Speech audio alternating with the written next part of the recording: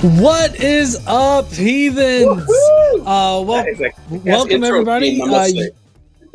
Yeah, I know. Welcome everybody. You're watching SkepTalk on the line. It's April 14th, 2025, and the lines are open. If you'd like to call in with a question or argument about the origins of religion or whether or not Jesus existed, the number is 720-619-2288 if you are calling from the US, and if you'd like to call in from the web, you can find that link in the description. I'm John Gleason, your host, and tonight joining me is David Fitzgerald. David Fitzgerald is the acclaimed author of Nailed 10 Christian Myths That Show Jesus Never Existed, Jesus Mything in Action, Playing God, and The Complete Heretic's Guide to Western Religion, Book 1, The Mormons. This evening, we're going to be exploring the question of whether or not Jesus and God exist. So, David, how are you doing tonight? I'm good. It's great to see you. I haven't seen you since Canada, I think. Yeah. At BajaCon. Yeah. It's been It was at BajaCon. I thoroughly enjoyed being there for BajaCon. And I'm actually going back this year. I don't know. Are you going to be there this year? Or it looks unlikely. I mean, I'm going to see. I'm a little bit scared about trying to get back into the country in this particular political climate, but we'll see.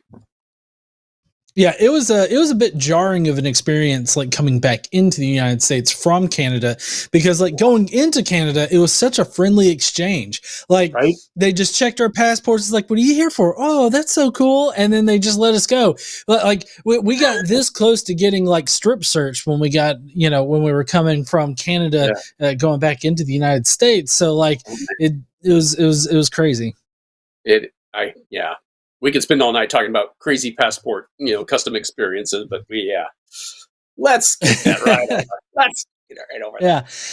So, what do you got coming up there, David? Do you have anything that you're doing right now? I am. In fact, I'm working on sort of 3 different things at the moment right now. The thing I'm most excited about is, of course, Playing God has come out, and I'm recording the audiobooks for that, which is a 3-volume set. And book 1 is in the can, should be coming out any day now, probably before the end of the month. Book 2 is half recorded, and I hope to have that second half in book 3 recorded in due process. I can get those all out, so one at a time, but the audiobooks are coming. I'm also working on another book with a co-author, Karis Bukowski, who you may have known from BajaCon. She's a brilliant author, and we're working on just what a number Western religion, especially Christianity, has done to women through history, and I'm super jazzed about that. And finally, I was just going to say, finally, I'm also still working on the sex and violence in the Bible book that I put on hold to write Playing God. So a lot of stuff happening right now. Oh yeah. Yeah, that all sounds phenomenal. I mean, I can't wait to read the 2 books on religion that you got coming out. Both of those topics I'm very invested in. It's so weird online whenever I talk to theists, even sometimes atheists. When I talk about women's role in the Old Testament and the New Testament, how women were treated. I've even had Dr. Jennifer Bird. Do you know Dr. Jennifer Bird? Her. Yes. Yeah, absolutely. Yeah, she's awesome. I had her on my channel to discuss her book that she put out about women. Permission granted. Yeah. Well, there's that one, and then there's another one more. Well, there's another one that's more specifically about women in the Bible. I can't recall what the title of it is right now, but Dr. Jennifer Bird has an excellent book on that where she dives deep into like the texts of the Old Testament and the New Testament about different topics concerning women, how women were treated, how they were viewed, and all that kind of stuff. So like it was a very informative book. It really opened my eyes to it, and every time I bring up points that she makes in her book, people always push back on me about it, and it's so crazy to see people do that. I'm so glad you mentioned that, because I'm going to jump out as soon as this is over and buy that book, because that will definitely be a resource. This one, the book that me and Karis are doing. Okay. It's great. Jennifer Knutz, if I'm saying her name right, who wrote Unprotected Text. That's another great book by a female theologian / historian. who's got some really good commentary. Okay, cool. That sounds And awesome. Well, it's interesting to me to see how Christian women now today are like reclaiming their own religion, and you see this Christianity evolving in real time when you read their books. It's fascinating. Yeah, it's wild. It is really fascinating. Now, to promo the show, I put out an image about Ezekiel possibly like taking some illicit substances to see like the flaming wheels and everything. You left a comment on my post saying that I should remind you about the Ezekiel flaming wheel kind of thing. Yeah. What would you want to say about that? There's a great book by Randall Helms called The Bible Against Itself. It's an amazing book, full stop. But one of like the side effects of that book that they a little side trip they take in there is talking about people like Ezekiel, people like Hildegard van Bingen, who have these mystic visions of God. And like there's some medieval manuscripts that they illustrate what her visions look like. And this whole business of wheel within the wheel, it's been interpreted in so many ways, like some kind of gyroscope thing, some kind of, 3D Escher type situation. But it seems to be describing wheels within wheels, concentric wheels coming out. And that's exactly what we see from both of these passages, which is a sign of migraine hallucinations, basically. He goes into a whole interesting, Dr. Sachs, who wrote so many good books on neuropsychology and neurophysics, described these. And he says, these are clearly a patient describing migraine hallucinations, from the brilliant shining light to the wheels within the wheels. So it's just a very, very cool thing. Fascinating. Yeah. Oh, I lost your voice there. John, you're muted. Oh, so sorry. I muted. Yeah, sorry. I muted because I was typing in my browser there. I didn't want to drown you out with my massive mechanical keyboard. But yeah, that entire topic area just really fascinates me. Just exploring like where all this stuff came from, where people got these ideas, and like the evolution of those ideas, which is a prominent thing in your Playing God book series that you put out. Yeah, absolutely. Yeah, I'm glad you brought that up because I'm super jazzed about that book. So much so that, like I said, I've been working on that Sex and Violence in the Bible book. If you've seen my talk on YouTube or seen it in person, I've been really excited to make that come to life.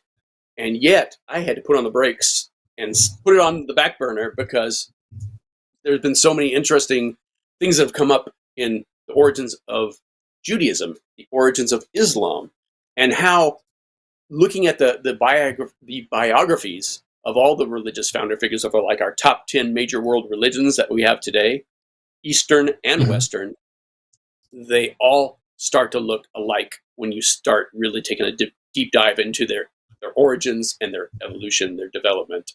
And it really kind of blows my mind that now things that I thought would be crazy nonsense 25 years ago, now it makes perfect sense, and I feel like it's the norm for major religions to start out with a purely imaginary founder figure that they can just use as a clearinghouse for all the ideas of many different writers in a school.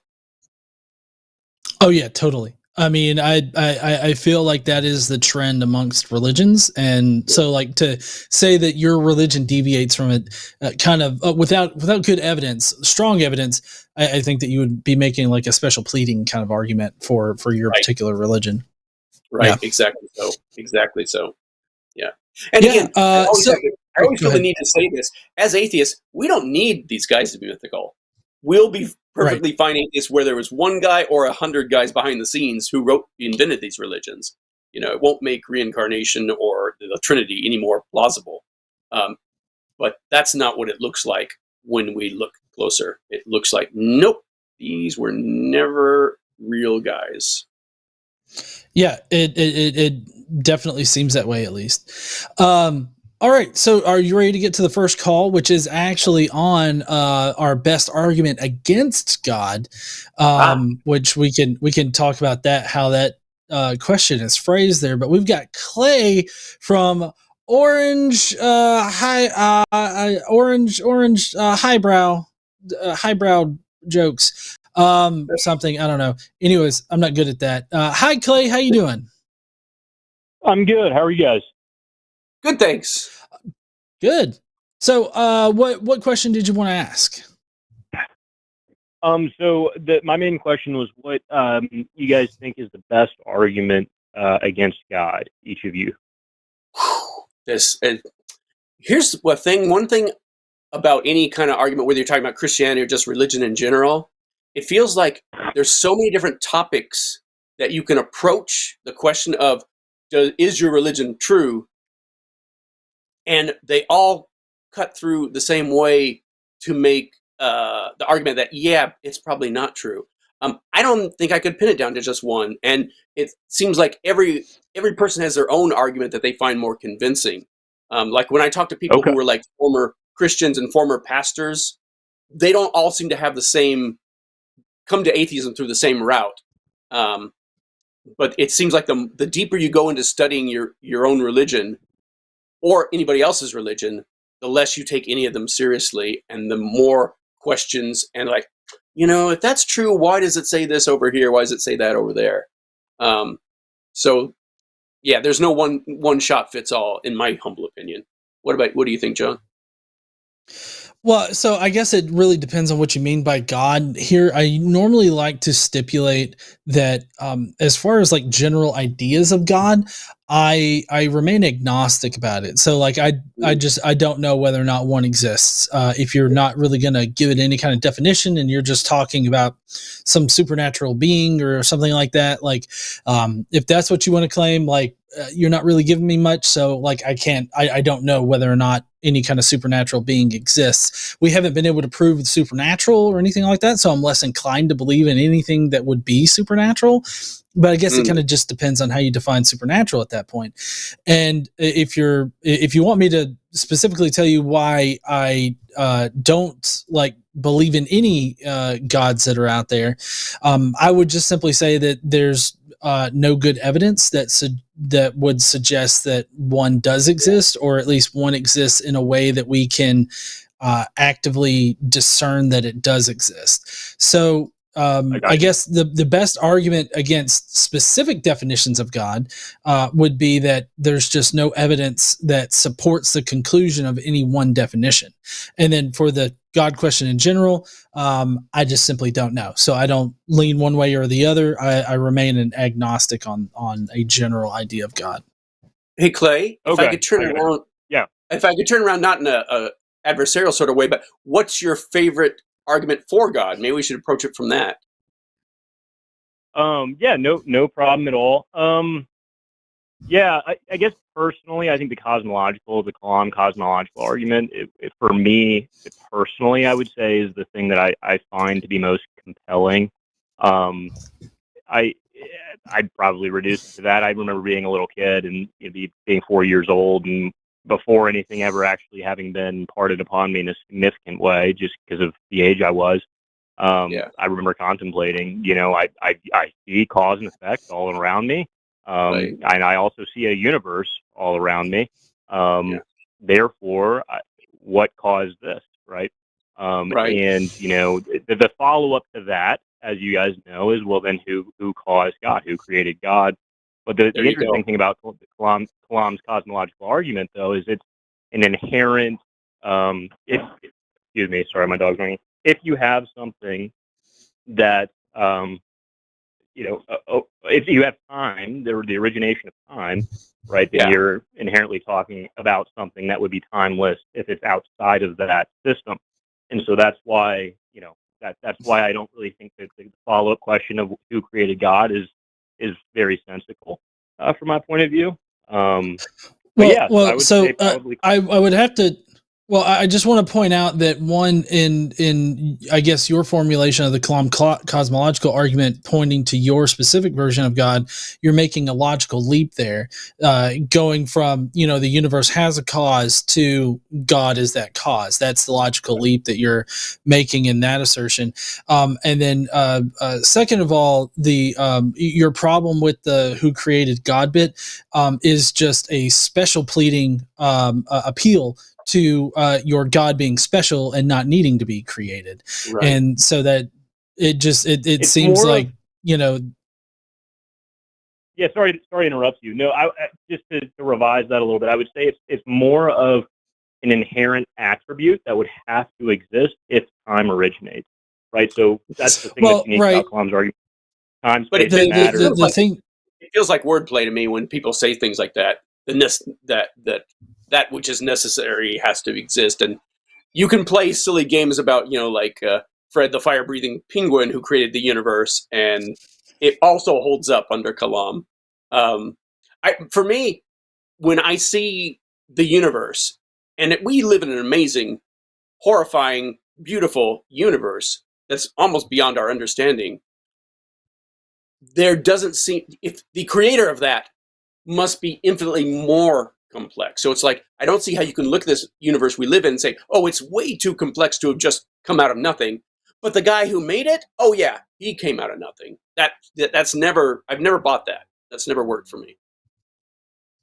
Right. So, but that's I guess what we're saying though is that he wouldn't have come from something, right? If he's eternal.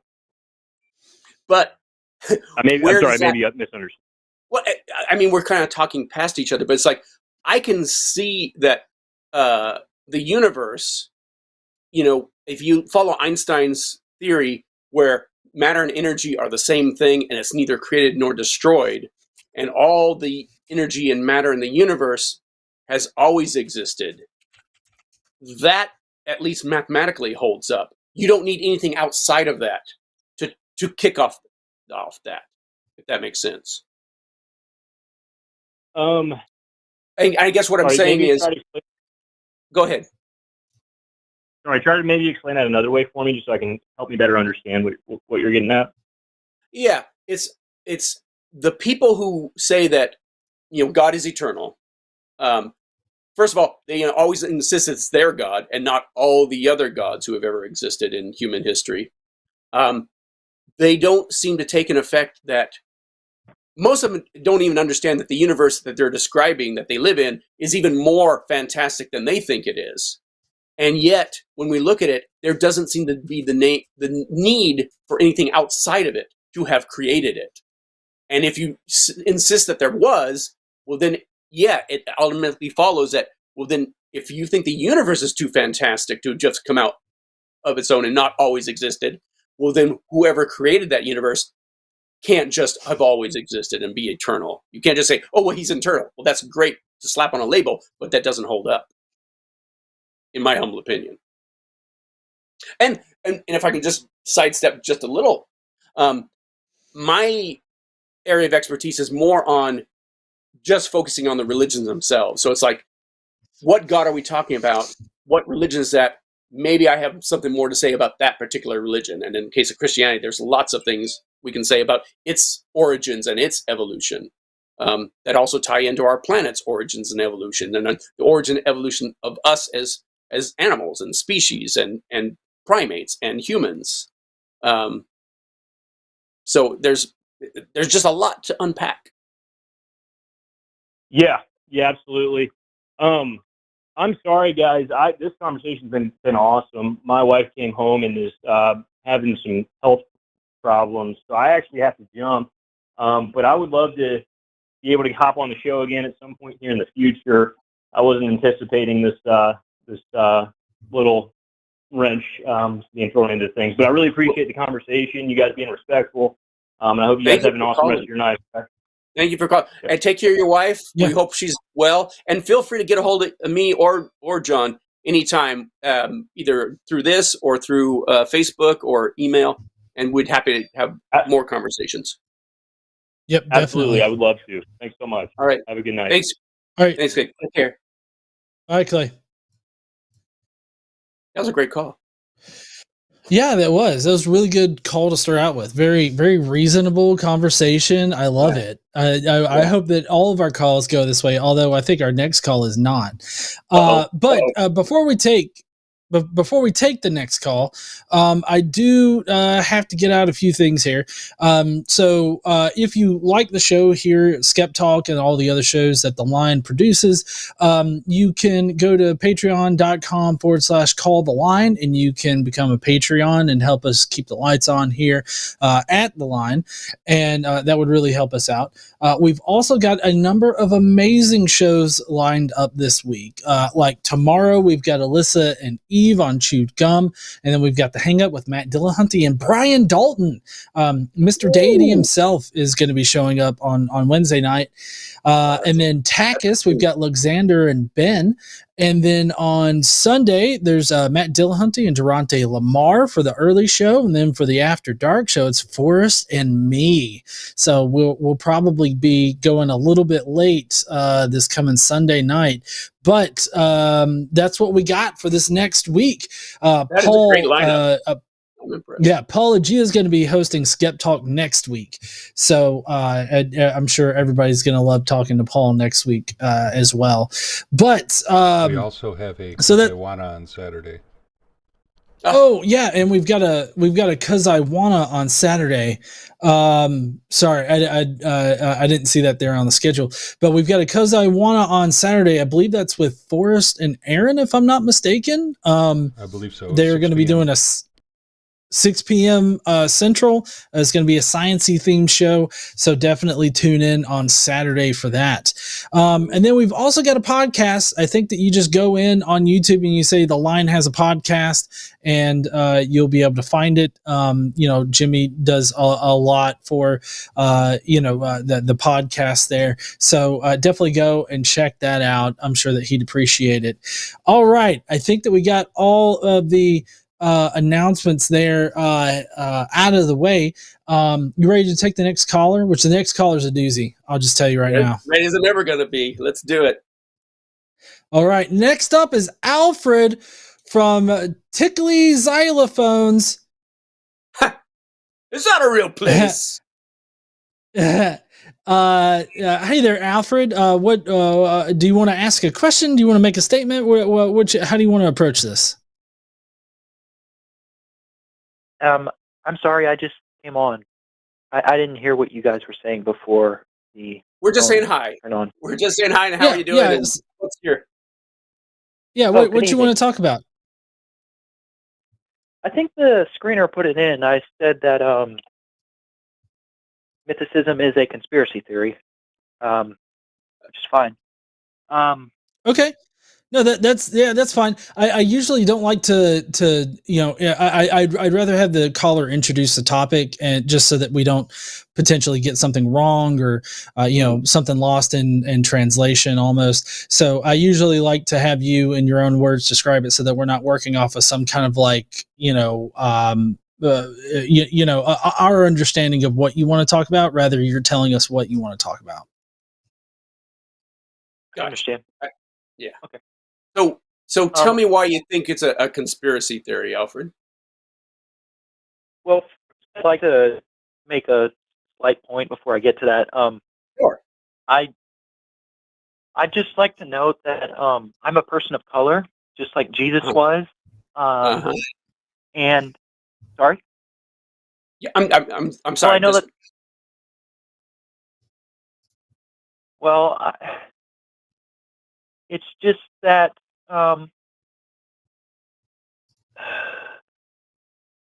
You guys chose to do this show just before Good Friday, correct? It just happened to land on a. But yeah, this is not organized to be doing the show, but Yeah, I don't really care about Good Friday. Good Friday doesn't seem all that good to me, but I understand that y'all consider it Good Friday. I mean, any day we're going to be talking about this, it's going to be blasphemy, whatever day it is. So, I mean, that's just the way it is. I mean, it's one.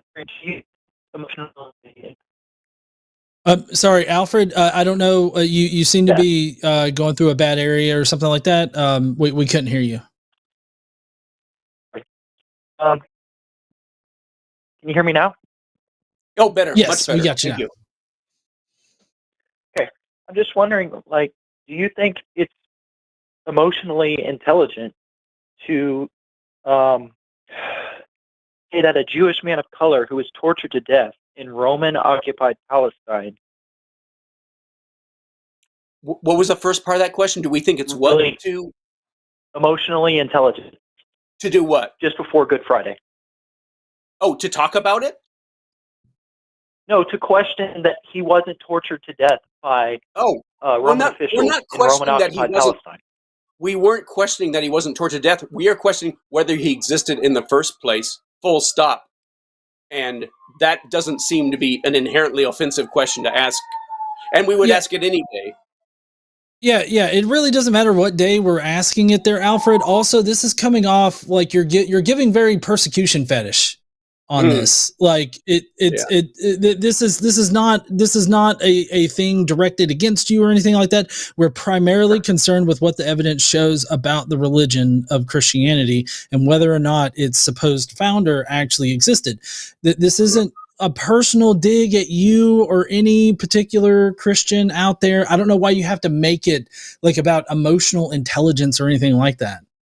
Right. And let me just put this out there, Alfred.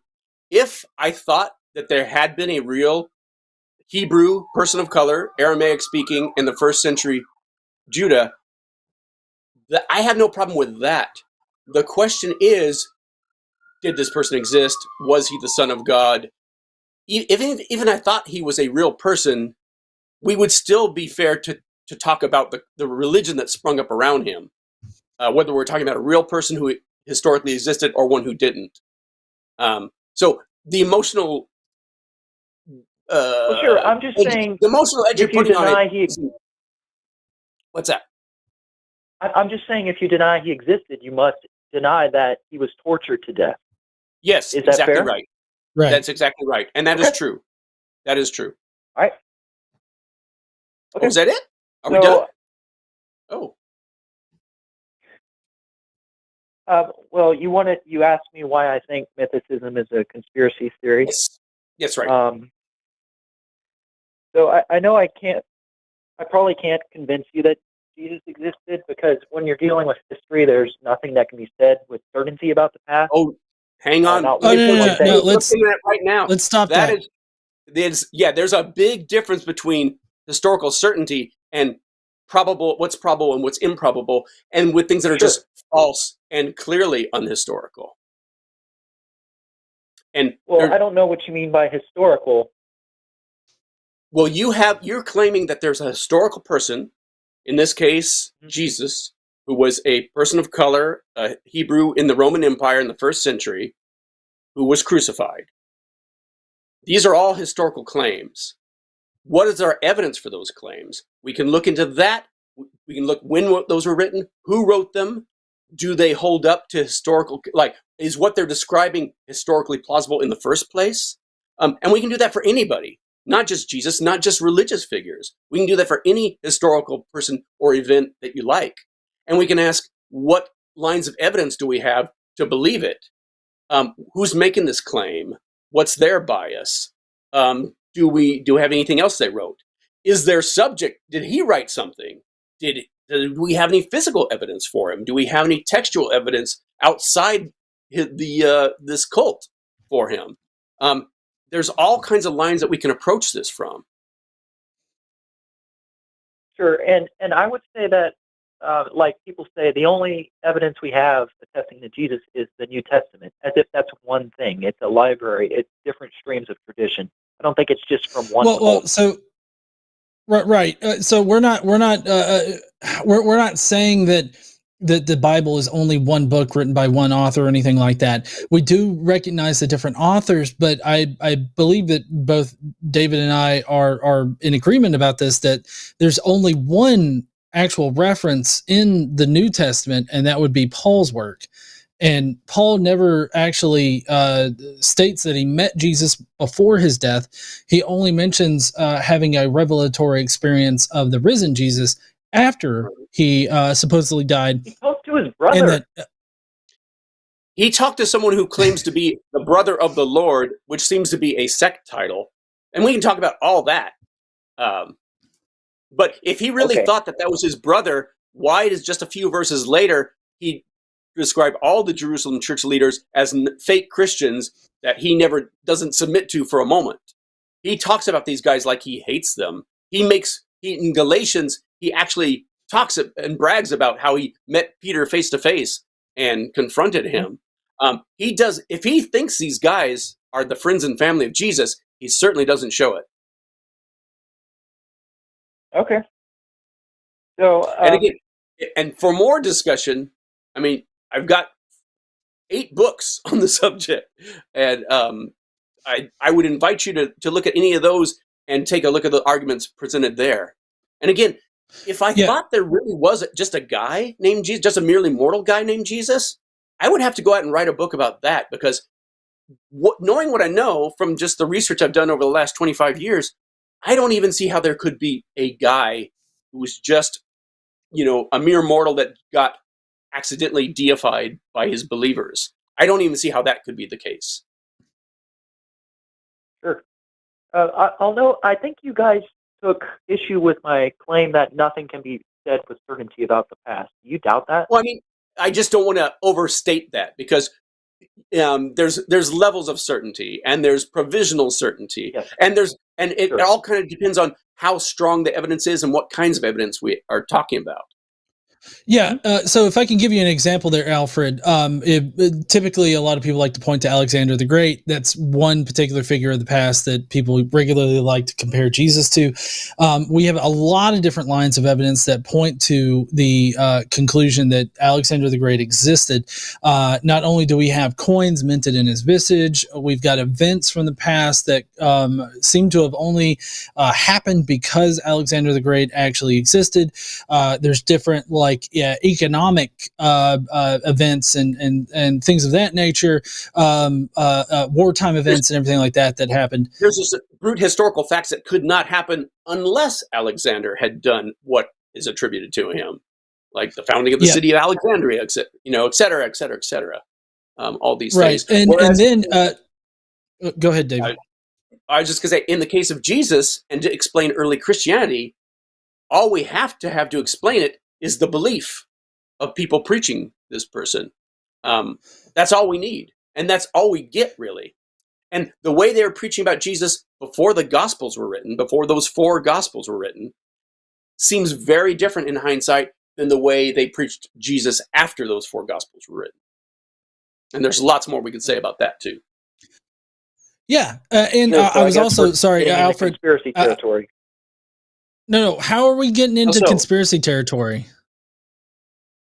No, I just said it sounds like we are. I mean, do you think there was some kind of cover-up? Yeah, but I'm asking you how. Like, how? What have we said so far in the conversation about Alexander the Great and how his evidence compares to Jesus? Which I was going to continue about, Arian and his biography of Alexander the Great and why it differs greatly from the supposed New Testament Gospels and other information that we have about Jesus. I was going to go into a whole thing about that, but you seem to think that a genuine analysis of the historical evidence that we have for Alexander the Great strays into conspiracy territory, and I'm kind of curious as to why you think that. Sure. So I think it was David. He said that there was a difference in how they taught about Jesus after the gospel. Right. And that gets into conspiracy territory, in my view. Wait. How does it? Pause for a second. How so? How so, Alfred? Well, I'd like to hear what you mean. Does it involve some kind of cover-up or a change in doctrine? No. Not at all. What I mean is, the earliest forms of Christianity, and there seems to be more than one of them, they seem to be an evolution out of earlier forms like the mystery faiths and the Hellenistic religions. When you look at something like the book of Hebrews in the New Testament, it does things. It doesn't talk about a Jesus who's here on earth. It talks about a Jesus who's like Melchizedek, who has no mother, no father, no genealogy, even though our Gospels have was 2 different crucified outside the Jerusalem gate. Yeah, it doesn't say Jerusalem gate. Okay, that's fair. Okay, and it seems to be implying that all this is happening in heaven, and it makes the contrast of if he had been on earth, if he was on earth, he'd be this kind of high priest or that kind of high priest, and everything about that speaks to the kind of Jesus as a divine figure that we see in early Christianity, where they treat him like an angel, they treat him like an emanation of God, a spirit, like Philo, the Holy Spirit, the pneuma, the logos and the pneuma. He's a purely off-camera figure. Then so you're when you seeing get parallels? Sorry? Are you seeing parallels between Christian literature and other myths? Oh, I mean, you can talk about that. I don't want to overstate the parallels, because there is such a thing as parallelomania. But that said, it's clearly not that he's a cookie cutter copycat of these religions. He's part of this stream of religions. And with that, go ahead. Oh, sorry. I was just going to say, with the parallels, what you're looking for are like the same information that's told in the exact same order, and it obviously the second reference, or the reference that you're comparing it to, comes much later and has some kind of connection to the earlier reference. So it's not merely that there are like similarities; it's the fact that the similarities occur in the exact same order in both works. And so like we could talk about that if you wanted to, but David, you were wanting to say something. Well, I just want to say, what we see, the deeper we look into earliest forms of Christianity, the less it looks like anything we think of as Christianity, and the more it looks like all these religions, some of these religions that came before it, these particular strands of religion. That changes after the war with Rome, after the temple's destroyed. And Judaism goes through this crisis about what do we do now? The Romans just destroyed our temple. The Gospel of Mark seems to be the first reaction to that. And Mark creates this allegory, point by point, from the Hebrew Scriptures to create this figure. And Matthew loves that idea. The guy who wrote Luke loves that idea. John later still likes that idea. But nobody before the Gospels start to be written do we see that? We don't see people preaching about how we knew Jesus and he lived here and he did this and that. It's always he's doing this in heaven and he's a divine figure, and there's all these different interpretations of what kind of it was. I'm sorry? So one of the hallmarks of a conspiracy theory is it's unfalsifiable. So you can say all this happens in the heavens, at least in a gospel or in the mythology. No. When I say it's happening in heaven, I'm quoting what the book of Hebrews and early Christians were saying, that this is happening in heaven. For instance, we're not making a speculative claim. Well, what's that? Does Paul say Jesus was crucified in heaven? Yeah, well, actually, Paul doesn't. Paul doesn't specify like who exactly crucified him, where he was crucified. He's really vague on that particular point. But I will say this: he thinks wherever he was crucified, that if it had happened, it was a secret in heaven that's only been revealed now, and if it weren't for preachers like him, nobody would know about it. And he says things like, "What is the actual quote? Jews look for signs, miraculous signs, and Greeks look for wisdom. But we don't have anything like that. We only preach Christ crucified." Where if you read the Gospels, you've got both of that in spades. And yet in his time, him and other preachers, and even rival preachers who he says are preaching another gospel about another Jesus, all these different strands of early Christianity, you don't see anything grounded on earth yet. He's talking about cosmocrates, these cosmic rulers crucified Jesus. And if they'd known who they were crucifying, they would never have done it, because it was all a secret plan of God to forgive sin. He talks about the princes of powers of air. He talks about these demonic forces. He doesn't use the same words he described to describe Roman authorities when he's talking about the authorities who actually crucified Jesus. So, well, one of the main reasons I think I view this as a conspiracy theory, and I know you guys aren't Richard Carrier. I had the opportunity to talk to him, and I was trying to be charitable. I asked him, like, look, does mythicism necessarily entail a cover-up? He said, oh, no, it doesn't entail a cover-up. That there was a cover-up is just a fact. And it was at that moment that, like, you could see the mask flip, at least from my perspective, because hold on, I have to stop you, Alfred. Alfred, I have to stop you. Richard Carrier is not a conspiracy theorist on this. In fact, he's written multiple articles where he eviscerates the more mythicist conspiracy theorists out there. Number two, right. I don't exactly know what you're talking about on this, because, like, as far as a cover-up goes, like, he could be talking about a number of things, and without the exact context, I don't really know how to respond to that, because, like, there were later. I do know I talked to him this afternoon. I got him on speed dial. If he's not busy, we could get him on the phone right now. But I was at his house the other weekend. I'm very dubious that he thinks there was a cover-up. Do you think later Christians conspired to obscure earlier Christianity? That's what I was going to get into. Maybe that's what he's talking about. It's not a conspiracy. You don't want to answer, apparently. No, we do. I'm saying there is definitely a difference in early Christianity and later Christianity. And there's definitely, we have the textual evidence where different factions of the church are changing things in their own scriptures to make it match their particular interpretation. That's just a fact. So if you want to call that a cover-up, okay, I can take that. And that's totally true. They definitely took their earliest forms and whitewashed where it came from. And we don't have any way to see, for instance, how Paul's letters, how much what we have matches what he originally wrote, because there's a 150 to 200 year gap where we have no textual evidence whatsoever, not even scraps. So there's a huge black hole where we don't know what, and even if we had a brand new letter of Paul that he wrote and we just found it for the first time, we wouldn't know it was genuine Paul. We'd say, oh, here's another weird variant of a Pauline letter. But what we do know, and what's been very well established, is early Christianity, and it's not the only religion that does this by any stretch, but early Christianity was remarkable in the amount of its scriptures that was forged. Just over and above what you might expect. And Bart Ehrman has done an amazing job talking about the orthodox corruption of Scripture, talking about forgery and counter-forgery in Scripture.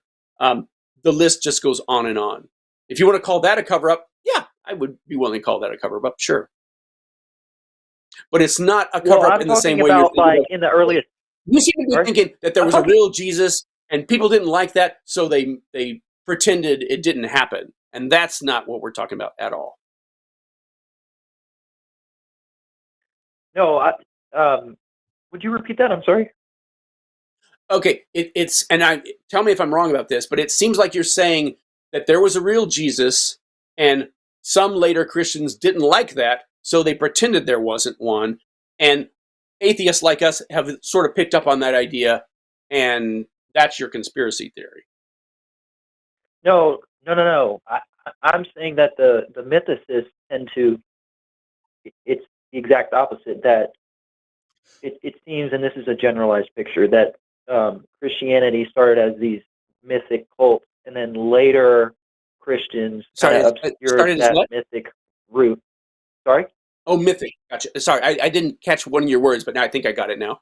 Sorry, and later Christians kind of historized it, obscured that mythical bedrock. And I that do was a cover-up. I mean, if I'm understanding you correctly, that's exactly what we're saying. Well, yeah, but that's also not a cover-up. They're not cut. That's just no. Hold on, Alfred. That's not a cover-up. So, what a cover-up would be like the that Roman Jesus theory, or the Roman Christianity theory, where they say that the Romans invented Christ in order to somehow devastate the Jewish population or something like that. Would be a cover-up, and there's multiple different versions of that. What?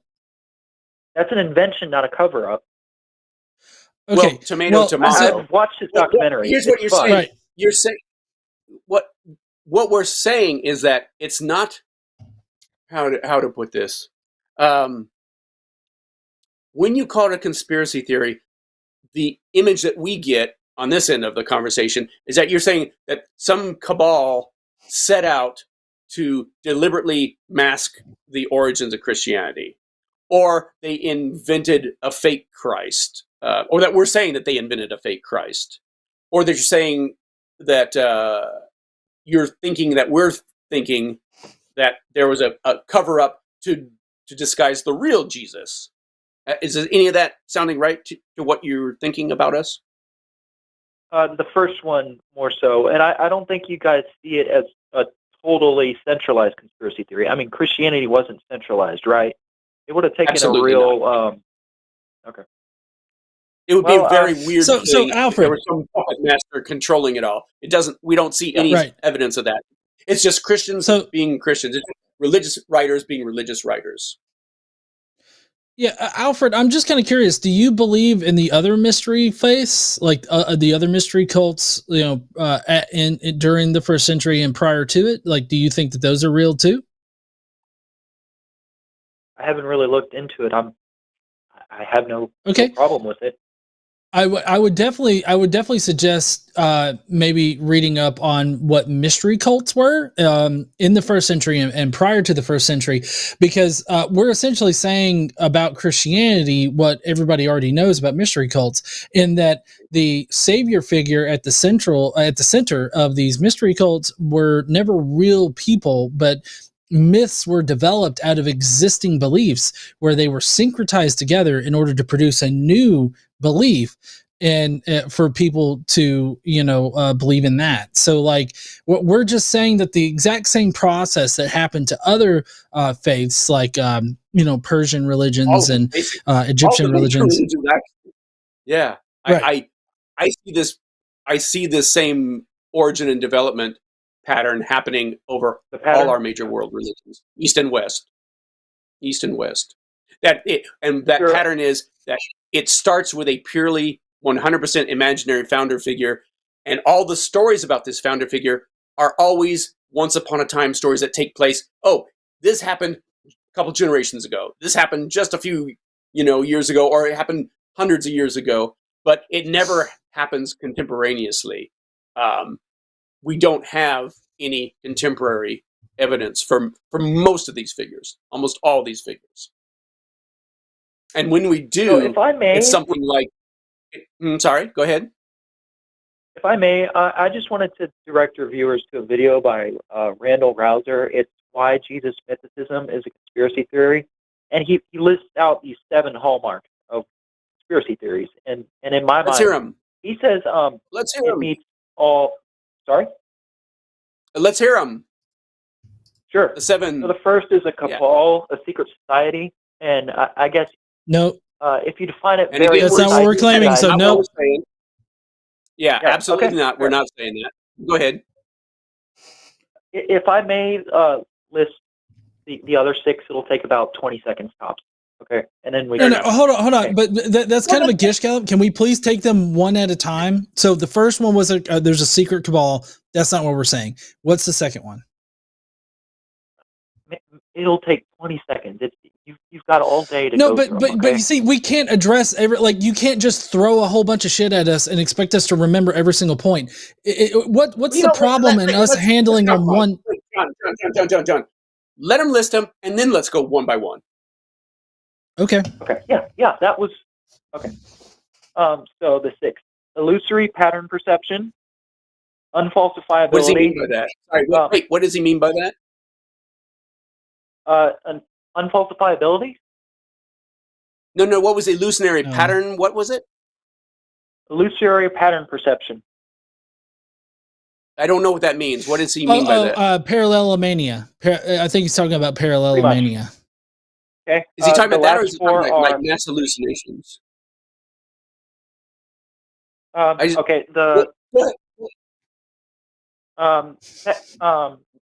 Typically, the conspiracy theory, the view is represented by a tiny minority of people with relevant expertise. the theorists, they tend to rationalize why the consensus doesn't agree with them. They make special pleading appeals, and lastly, there's strong rhetoric to marginalize dissenting opinion. So if you want to dive into what was that last one? Strong rhetoric, marginalize, what? Strong rhetoric to marginalize dissenting opinion. Is my connection clear? Oh, gotcha. It kind of comes and goes. Sorry, but okay. But let's go back to the top and just take those points. Yeah, what was point number 2? Let's talk about that. Sure, unfalsifiability. Okay, I wrote in Nailed, my first book. There's a whole chapter called "Can Jesus Be Saved?" I spend the whole chapter pointing out point after point after point where you can falsify Jesus mythicism, and what it would take for me as a guy who just wrote this book to accept that there was a real Jesus. So I invite you to read that, because there's many ways that this could be falsified. And to be honest, if you could falsify it, I would feel honor bound to write a book retracting my previous mythicism and say, look, I didn't know this, but here's this. That's just not happening. And 25 years later, it doesn't seem to be anywhere near happening. Anyway, John, you have a thought about that? Yeah. So, I mean, as far as like falsifiability goes, I think that if we found any kind of information that would be on par with like what we have with Arrian's biography of Alexander the Great, or other actual ancient historians that had sources that attested to a physical Jesus walking around on earth, gathering people and all this other stuff, and was not obscured or so much later written that it was obviously influenced by other different material. I think that would definitely persuade me in the direction of a historical figure. So no, it's definitely not unfalsifiable. There's definitely falsifiable criteria for the mythicist position. And on the other, yes, if we found a photograph, that would falsify it. No, that's not what I fucking said. That's not what I said, Alfred. Is that what I fucking said? Calm down. Objectively speaking, yeah, if we had a photograph, that would be very helpful. Yeah, of course, we don't, but we don't need to rise to that level. Not only do we have ways to falsify this, but Christianity has tended to whitewash over the problems that aren't explained by the official explanation of Christianity, the official story of its own origins. Mythicism explains that. And again, it's perfectly falsifiable. Christianity is falsifiable, and I would argue it has been falsified. And it's not the only religion out here that has been falsified. Right. What's number 3? Did you want to go through the others, or I would love to if you want me to. No. I mean, we're getting hot and bothered because you're not the first person who's slapped the conspiracy label on us. I don't like it. Right. I don't like when it's called creationism for atheists, for that matter. But it's not quite that. But it's in there, Alfred. The problem that I had was I laid out a comparable case for what would compel me to accept that Jesus existed as a historical figure, and that's based in a similar quality of evidence that we have for Alexander the Great. I'm not requiring like his visage on coins. I'm not requiring physical events to have taken place or anything.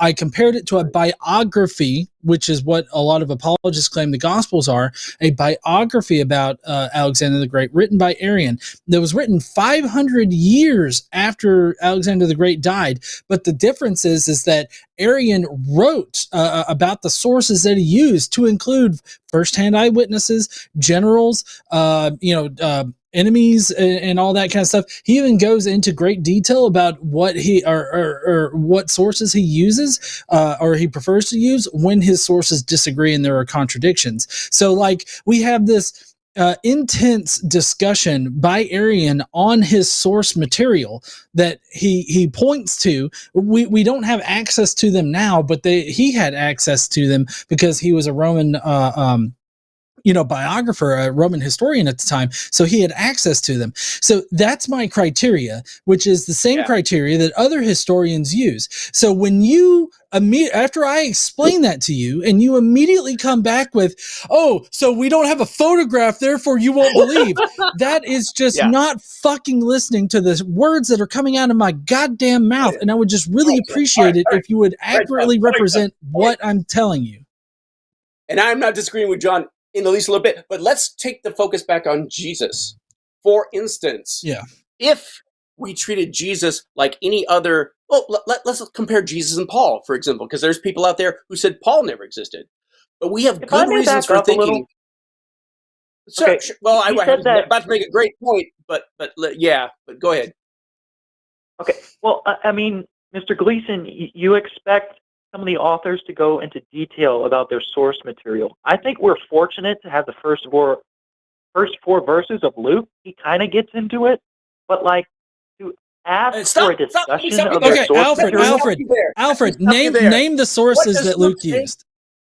No. See, here's the thing. Luke claims he vaguely implies that there are sources, and he implies that he's taking them because so many people are writing gospels now. He feels like it's a good idea that he's going to investigate the story as it came down to his generation. But we're right back to once upon a time. Now, what are those sources? He doesn't say. We know what those sources are. The sources are Matthew and Mark. You know why? Because he steals from them. Another of his sources was Flavius Josephus. Okay, that is a controversial statement. You must be a far theorist. That is not a controversial statement. That's a factual statement. And please read my book, which is based on scholarly work, where we go point by point and show it. We don't. I admire far theorists. No. I admire far theorists. The far theory is formidable, but it is not a fact. Okay, you have to understand. All right, I'm sorry. I'm having trouble saying what you find formidable. What is it? What the theory? Farrar theory is formidable. The Farrar theory. Gotcha. Yes, absolutely. The Farrar theory. Farrar. But it is not a fact. Yes. I mean, so it depends on what you mean by fact. Yes, exactly. Yeah. Because it generally is in academia, it's the two-source hypothesis. Sorry? Luke, depending on Josephus, may be a theory. It is also a fact. It is demonstrable, and there's no response to it that he's even tried to tackle it. Okay, well, I points to you for even knowing about the Farrar theory. I applaud you for that. But If I may say, I'm still back to this. Mr. Gleason got mad when I said, "Oh, a photograph would prove it." You're literally asking for a guide. Alfred. That was a dickish comparison to me. You could have compared it to any other. It was obviously an exaggeration. You're asking for a guide to describe his source material. Source, like a first-century source, like I was about to do with John the Baptist and with Paul, but you didn't go there. So, Alfred, I just want to specify here. I just want to specify that I gave you a criteria that is comparable to what we somewhat kind of have about Jesus now. I'm just saying that we need better evidence in order to establish Jesus that's more in line with what we have for other historical figures. That's what I said. And you came back with, "Oh, so if there's not a photo, you're not going to believe it." And that comes off as a troll comment, and it comes off really dickish, in my opinion. Right. And here's the thing. Okay. What he said was not unreasonable at all. It's like, if you want to see if this first-century person existed, what's evidence of other first-century people that we have that makes us comfortable saying that they were like, for instance, if we had a book written by Jesus, that would be a step in the right direction. If we had physical evidence for Jesus, that would be a step in the right direction. We have physical evidence for people in his time. We have physical evidence for Pontius Pilate. We have physical evidence for kings. John the Baptist. Wait, there are other peasants who made the historical. Wait, how many? There's the Egyptian. There's John the Baptist himself. There is all the first century. Evidence is there of John the Baptist? What's that? What physical evidence is there of John the Baptist? We have physical evidence. I'm sorry? No, that's my point. You asked for. Did you ask for physical evidence of Jesus? That's totally unreasonable. Yes, just like that is a photograph. Well, we have physical evidence for John the Baptist. We also have textual evidence that corroborates the story in the gospel for John the Baptist.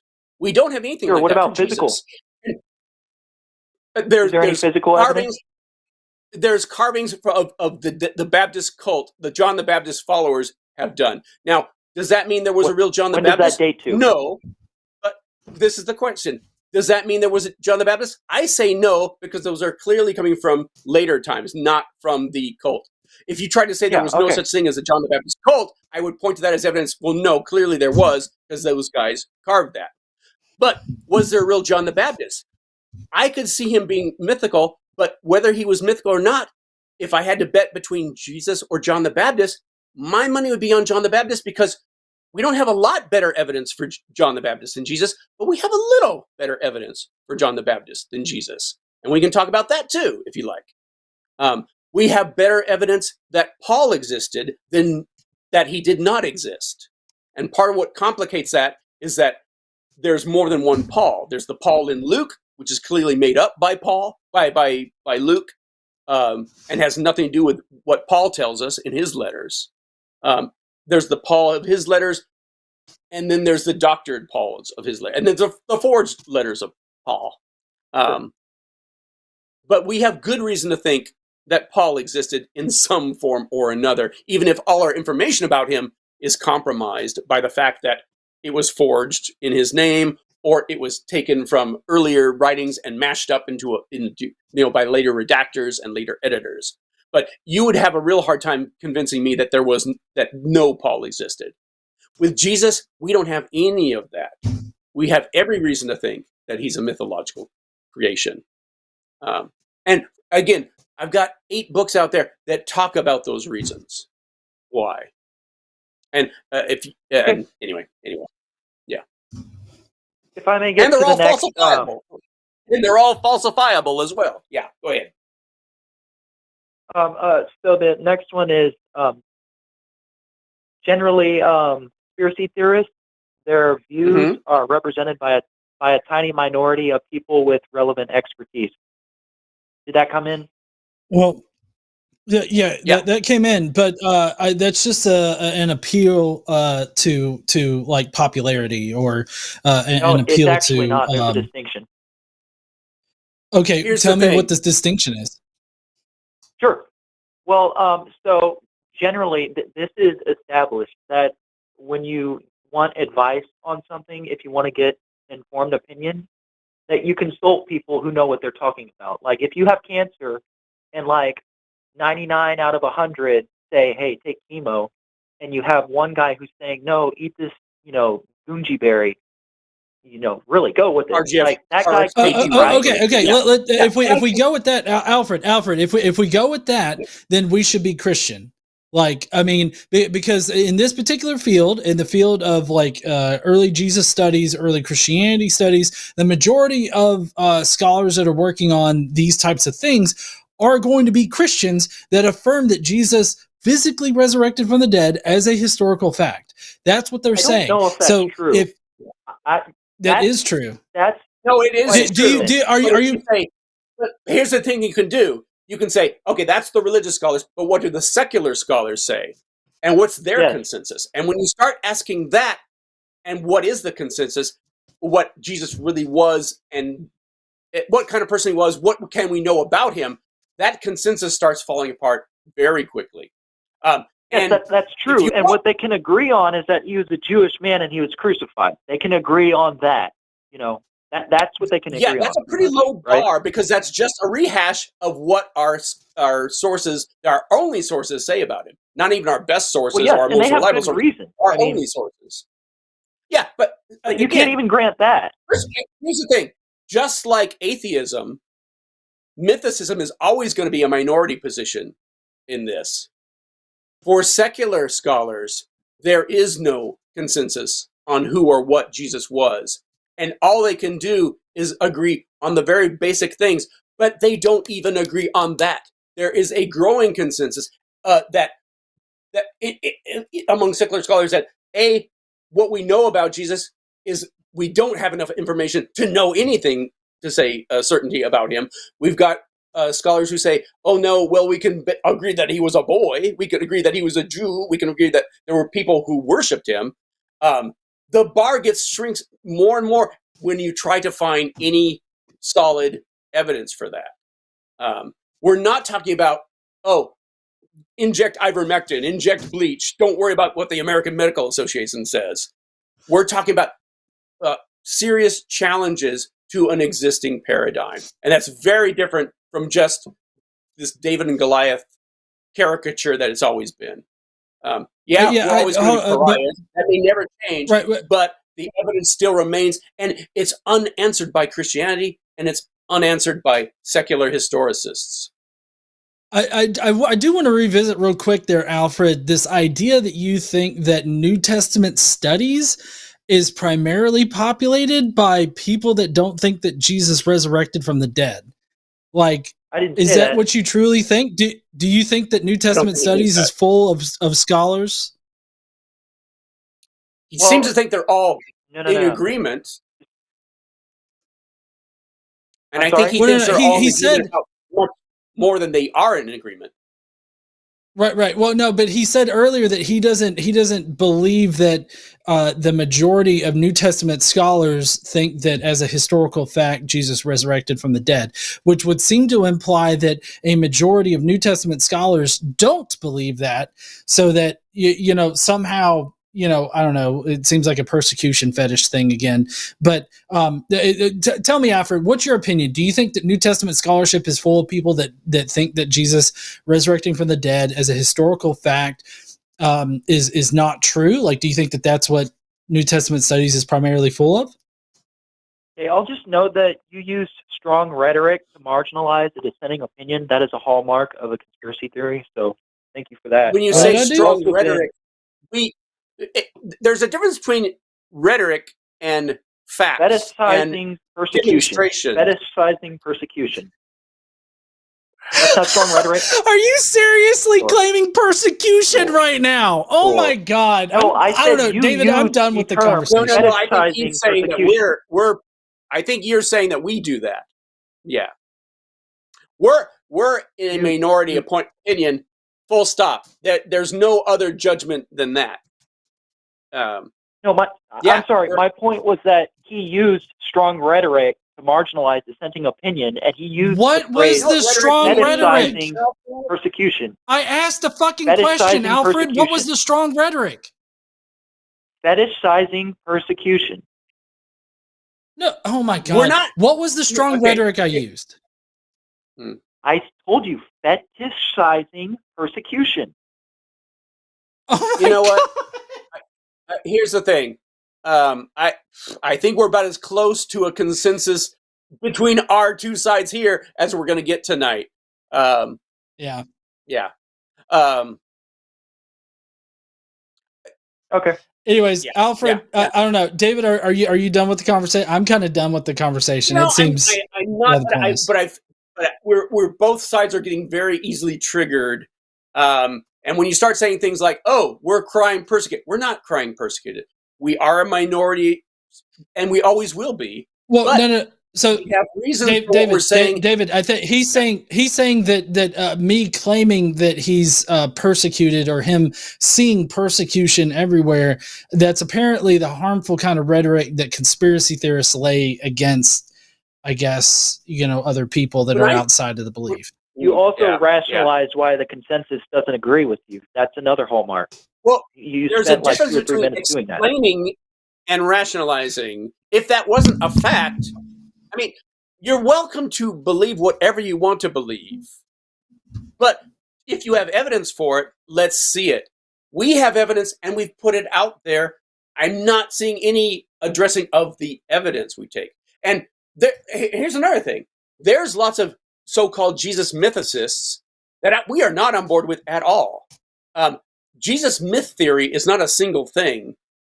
There's what John referred to earlier about the people, Roman providence, that the Romans invented it, that Flavius Josephus invented it.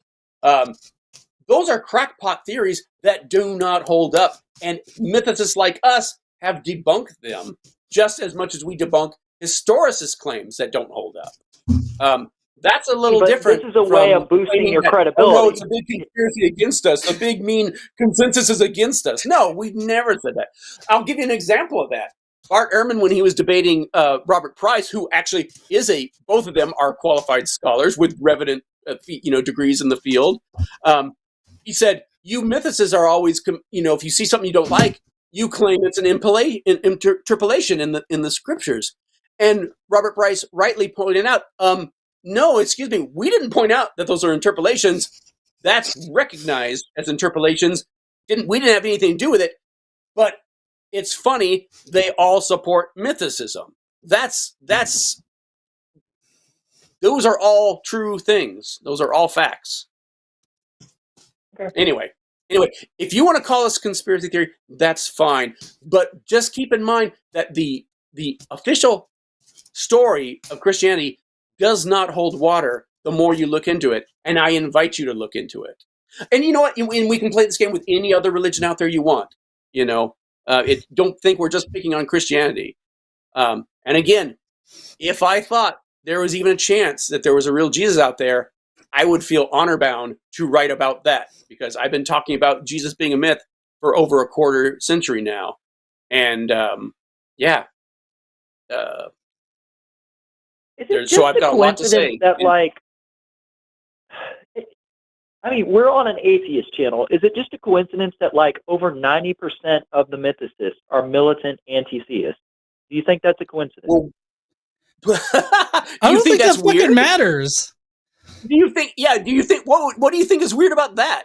Do you think if we were on a Catholic channel and we're saying, yeah, the Virgin Mary never existed, do you think that would fly for a minute?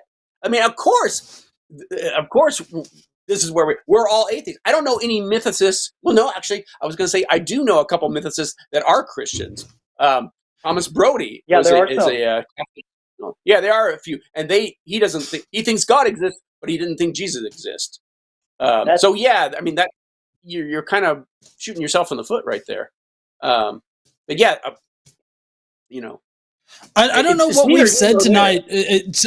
I don't know what we've said tonight has indicated that we're militant anti-theists. I would classify myself. You watched your program. You okay? You watched the program. I have. No, I have Christians. How do you know?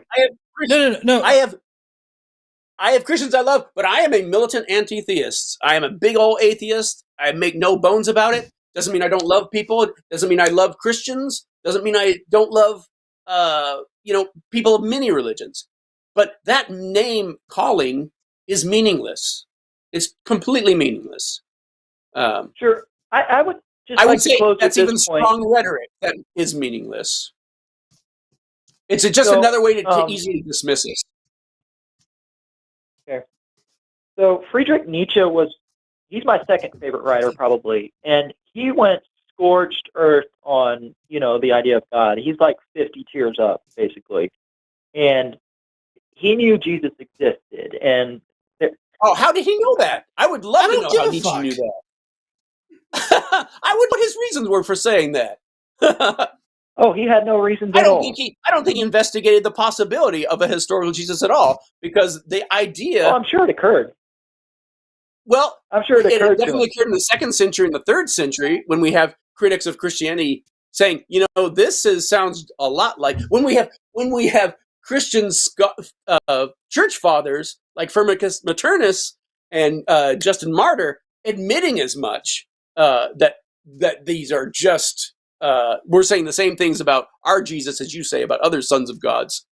The fact that we have a son of God in Judaism appearing at the same time that all these other sons of gods came about, and we don't see it in early incarnations of Judaism. That's an interesting fact too. A coinky-dink, as you would say. Yeah, it's quite a coincidence. It was an incendiary thing to say at the time. When they said Jesus is the Son of God. It wasn't. No. It wasn't.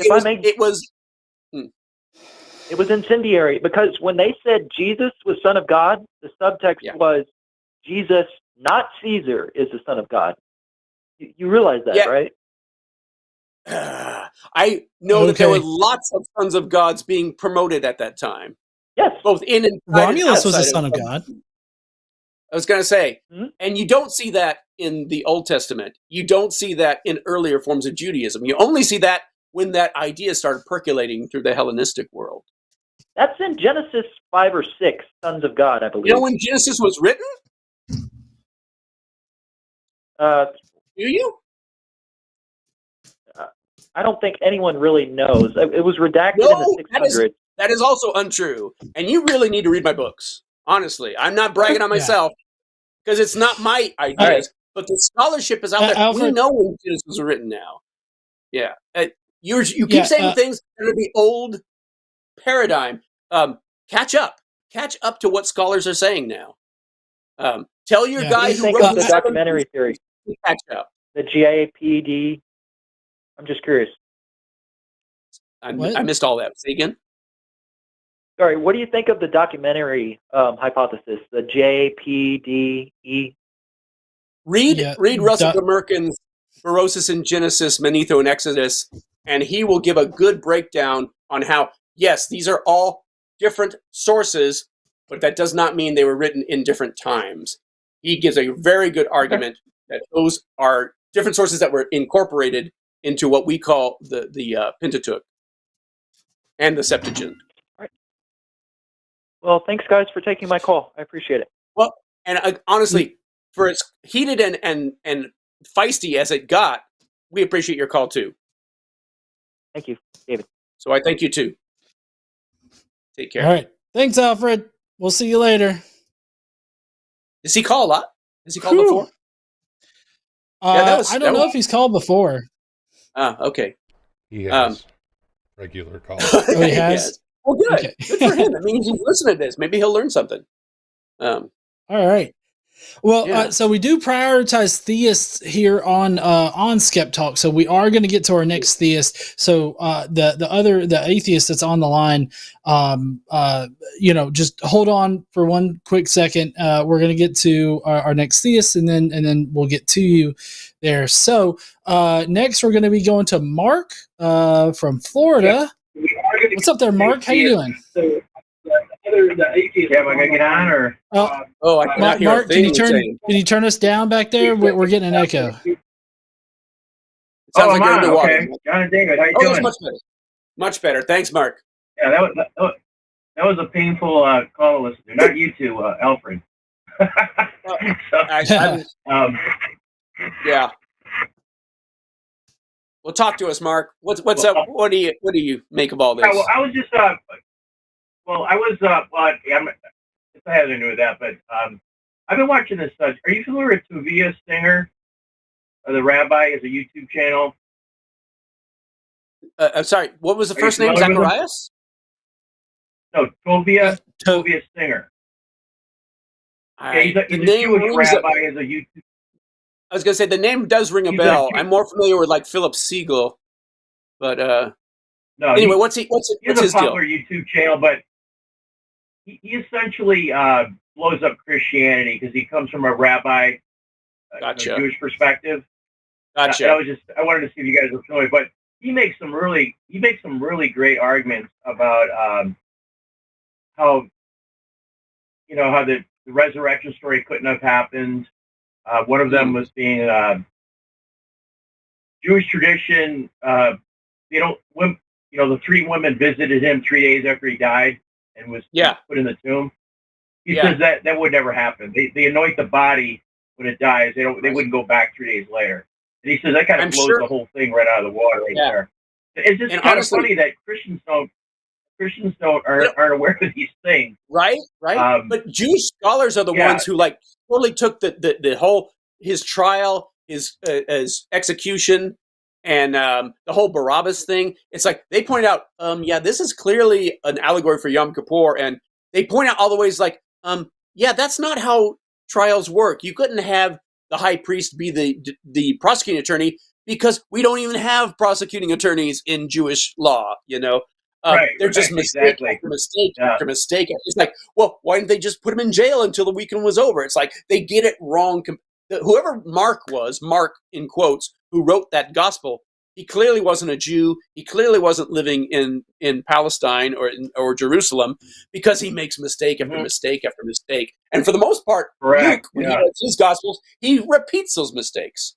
Whereas Matthew likes to take what Mark wrote and correct those mistakes whenever he can, including mistaken quotes of scriptures. So, yeah, absolutely. There's so much that Jewish scholars have to say that really blows the official story of Jesus out of the water. For sure. Yeah. It's just that, I don't. Yeah, I hear you, David. I haven't heard. Yeah, I watch the show a lot. I've talked to John before. You guys don't really talk about the Jewish perspective, I guess, on things. I don't hear it come up a lot, I guess. Yeah, maybe we should have a Jewish. We should. You guys should have a secular Jew up here, or even not a secular Jew, but a Jewish rabbi. Because I think that would be super helpful. I think it'd be a great idea because they because it's an older religion than Christianity, right? Yeah, it is. But you know what's funny about that? You know what's funny about Judaism? It is older than Christianity, but it's not as old as we've always thought it was. And I talked about this new book I've written, Playing God. Judaism is about 1,000 years younger than we've always thought. And that's only come out very, very recently. So there's some very exciting archaeological and textual discoveries that have really blown the lid off of early Judaism. And sorry, I didn't mean to derail it, but I get super excited about that. Yeah. Okay. And for that matter, same with Islam. There's been some really just mind-blowing stuff happening in Islam origin studies and origins of the Quran. Anyway, but sorry, I didn't mean to jump in. I'm just a little, I'm just getting excited about it. Well, anyways, he just has a series. He has a series of observations about the New Testament. It's just really interesting. That couldn't have happened. That couldn't have happened. Why do you need a savior to forgive sins when Jews believe you can pray to God directly and He'll forgive your sins? So why do you need a savior to come along later? It doesn't make any sense. It does. And nothing Jesus does in the Gospels amounts to blasphemy. I mean, the Bar Kokhba revolt, that was declaring himself to be the Messiah. Yeah, they did not have a problem with that at all. And if they did think it was blasphemy, why didn't they just pick up a bunch of rocks and stone him to death, just like Mosaic law says to do? I don't know how Jesus in the Gospel of John managed to walk out on stage for more than 5 minutes without getting stoned to death, because he doesn't even care who knows that he's the Son of God. It's just so many ways the official story does not work at all. Yeah, and Jesus always alludes to his Jewish faith all the time, right? He's constantly talking about Moses' law and the Old Testament. Right. Yeah, not a jot or tittle be taken from the law. Yeah. What's that, baby girl? Right. And he said, I don't think Christians just aren't aware of this. Like he mentioned that Jews don't believe in an eternal hell. Afterlife. They don't believe that. They believe it. They believe that you. They believe that you're away from God for a year and you come back to God after a year. That's your hell, like a purgatory kind of thing. I think that's even a newer idea too. Yeah. So is it? Yeah, but I'm saying, so you don't think Jesus wasn't? Why would Jesus be talking about hell all the time when they don't really believe it? Right. Exactly. Or and all these Lord, I grew up Catholic, but I run across these Baptists, and there's a lot of fundamentalists down here. All they talk about is damnation and eternal damnation, eternal hell. And I go, well, I don't even think Jesus believed that. I don't know exactly. You know what? You know what's ironic about that, Mark? What's ironic about that is that belief in an afterlife that involved eternal punishment or a paradise that you go to. Those weren't even part of Judaism. They were part of Zoroastrianism, which was the granddaddy of all these Abrahamic religions. And the word paradise itself, the word paradise is a Persian word from Zoroastrianism. So when Jesus says you'll be with me together in paradise, he's quoting a Zoroastrian idea. Okay. So yeah, it's just irony after irony, dog piles on each other when you look at this that way. Right. Another funny thing is like you were talking. Why weren't if there was this miraculous rabbi going around, why did they write about him at that time? Why did they wait 60, 70, whatever they said, 100 years? It doesn't make any sense. It's just. And here's another thing: like if the Romans thought that this crucified rabbi had come back from the dead, you don't think they'd arrest everybody involved and crucify him again? Right. It's like and write about it.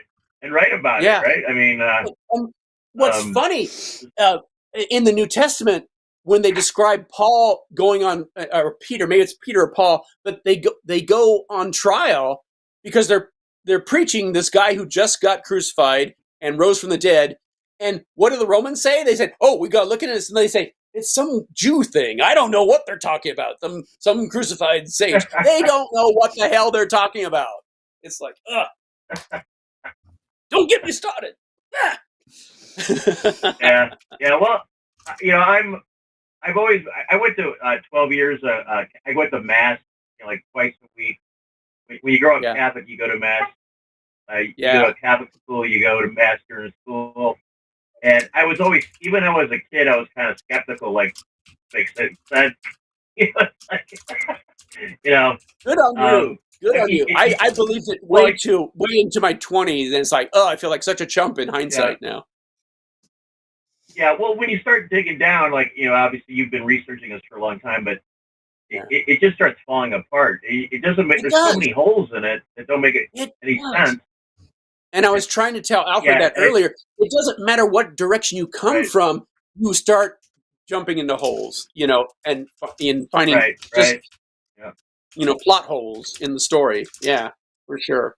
Mm-hmm. For sure. But anyway, you should check out. I just wanted to talk about that Tobias Singer. He's a very bright guy. He's a bright man, but he doesn't believe any of the Christian stuff. And it might be some ammunition you guys could use on the show. That sounds great. That sounds great. Yeah, honestly, or maybe have him on as a guest or something. He's open to like talking to other people, and that's awesome. But he debates street preachers. Like he'll go to where like a street and he'll debate them, and he kind of embarrasses them. I would love that. He knows a lot about the New Testament.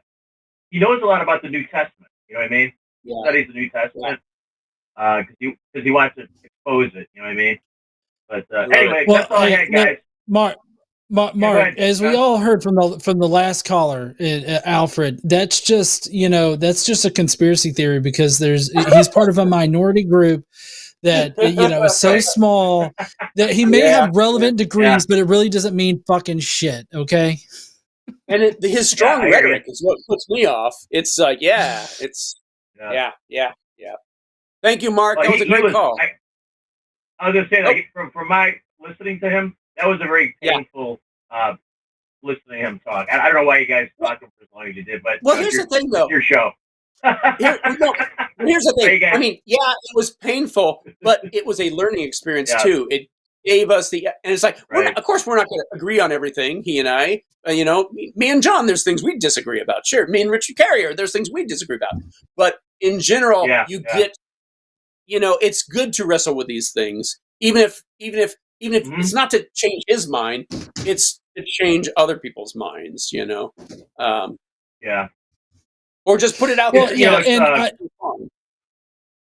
Honestly, I haven't really encountered a lot of people that like to say that we're conspiracy theorists and like have like a direct one-on-one call with them and like have a direct interaction. Normally it's just people that just throw out the rhetoric, "Oh, you're a conspiracy theorist," as a way to like just totally dismiss whatever we're saying about like Christian origins.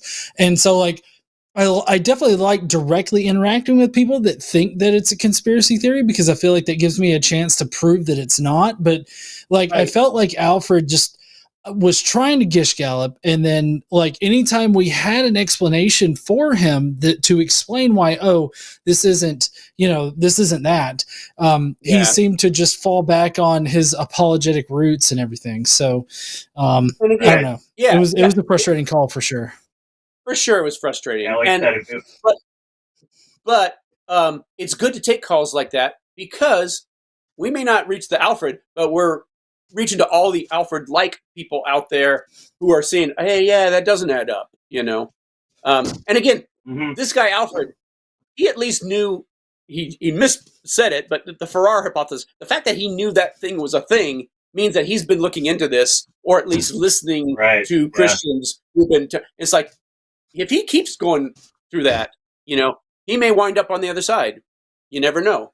Right. I was a super douchey, judgmental Southern Baptist who would have been just like him, when I was back in the day. And it was from having debates like this with friends that one day I realized, wait, was I about to say something that was true, or was I just parroting what I was always taught? And that's why I'm an atheist today. So anytime you have an atheist, I was just going to say, anytime you have an atheist and a believer in discussion, it's always a win-win, really, no matter what it feels like at the time. Yeah, a lot of people, a lot of the Christians, they just don't want to. They just don't want to think. Good for him for at least putting his money where his mouth was, and looking into it, even if it's just on one-sided of it. But that said, it's great to get a call from you, Mark, after a call like that from Alfred. This was that. I appreciate that. Yeah, but anyway, check out Singer on YouTube. He does a regular program. Interesting, great, smart guy, Jewish perspective. He's a believer, but he makes some interesting observations. So awesome. Anyway, you guys have a good night. I'm gonna let you go. Thanks again, Mark. Taking the call. All right. Yep. Thank you, Mark. All right, that was an awesome call to take there. And I've spoken to so many Marks, I can't keep them all situated. So I don't know if I've talked to Mark before. I think I have, but in any case, we do have a couple of more calls left for tonight. They're all atheists. We've got somebody that's held on. We've got somebody that's held on for nearly an hour and a half, and I got to take. Yeah, let's take Caleb right now from Kitty Sausages. How's it going there, Caleb? I am good. How about you guys tonight? We're good. I mean, we got our punch ups, but we're good. Yeah. Yeah, I'm getting heavily criticized in the comments about my juggling skills, but other than that, your juggling skills they're a whole lot better than mine. Can I ask you where you are in Kansas, or is that not something you're comfortable with? Oh no, that's okay. I'm in north central Kansas near Manhattan, where Elvira came from. Sweet. Queen of Darkness. How close are you to Galva? Galva. I am not McPherson? sure. I've never heard of it. McPherson, maybe? These are both teeny tiny towns, but anyway. I've heard of McPherson. Okay, yeah. Well, we send our love to Kansas. Anyway, what do you got to talk about tonight? Besides John's juggling or lack thereof. Yeah. I was listening to a YouTube channel by the name of Esoterica, hosted by Dr. Justin Sledge, and he was talking about the origins of monotheism and Yahweh. And something he talked about, which really interested me, was how the origins of Yahweh came from ancient Mesopotamia, where, I might be getting this wrong, where Yahweh was originally a Canaanite storm warrior god. Well, not storm warrior god, that was actually Baal. Exactly right. Warrior god. And there was more than one Yahweh. There was more than one. There was Yahweh of Midian, Yahweh of the north, Yahweh of the south. Yeah, absolutely. Yeah, the term Elohim is actually a gender-neutral plural term for divine entities, which blew my mind. Well, and I think it's worse than that. I think it's actually a feminine word, but it's also a plural word. So it more means the gods than just God. Originally, okay. anyway. Originally, yeah. Yeah. So the main point that I was going to get to was how Yahweh took the ideas from the other religions, as you guys were talking about earlier, with Zoroastrianism, with the concept of a paradise and a hell, where they took the concept of a storm god, took it from Baal to turn him into Baal, which eventually morphed into Beelzebub, the Lord of the Flies, which is a bad guy that most people think of. Well, no, that's a slightly different origin. Beelzebub is a takeoff on another god, a Phoenician god. Mm-hmm. Baal just means Lord, or master, and or husband. So whenever you're talking about Baal and Baal worship, and El worship, and Yahweh, these guys like cross-pollinated all over time. So in many times, it's very difficult to tell where one starts and the other stops. And in fact, I think it was Philip Davies or another historian who pointed out that, like, in a lot of our Old Testament prophets, their screeds could just as well, when they talk about Lord, it could just as well be addressed to Baal, or Baal, if you will, as to Yahweh. And in fact, there are definitely passages in the Old Testament that are ostensibly to Yahweh, but they're clearly taken from Baal. And those two are both storm warrior gods. So, I mean, they're basically brothers to begin with anyway. But yeah, it gets very messy trying to separate out those three different deities, and their wives and their consorts. Yeah, and I'm endlessly fascinated by that kind of evolution and just all the cross-pollination and the confusion and the muddle of it. And you could say the same things about the patriarchs in the Old Testament as well. Their origin story wasn't this nice, neat family tree, the straight-through storyline. That's another example of them taking all these local legends from different areas and trying to slap them all into a streamlined story. Cool, huh? Yeah, I get what you're saying with that. A while ago when I was listening to the show, I forgot who it was, but one of the hosts had released a paper about how Moses came from Egyptian folk tales. It was probably Russell Gamerkin.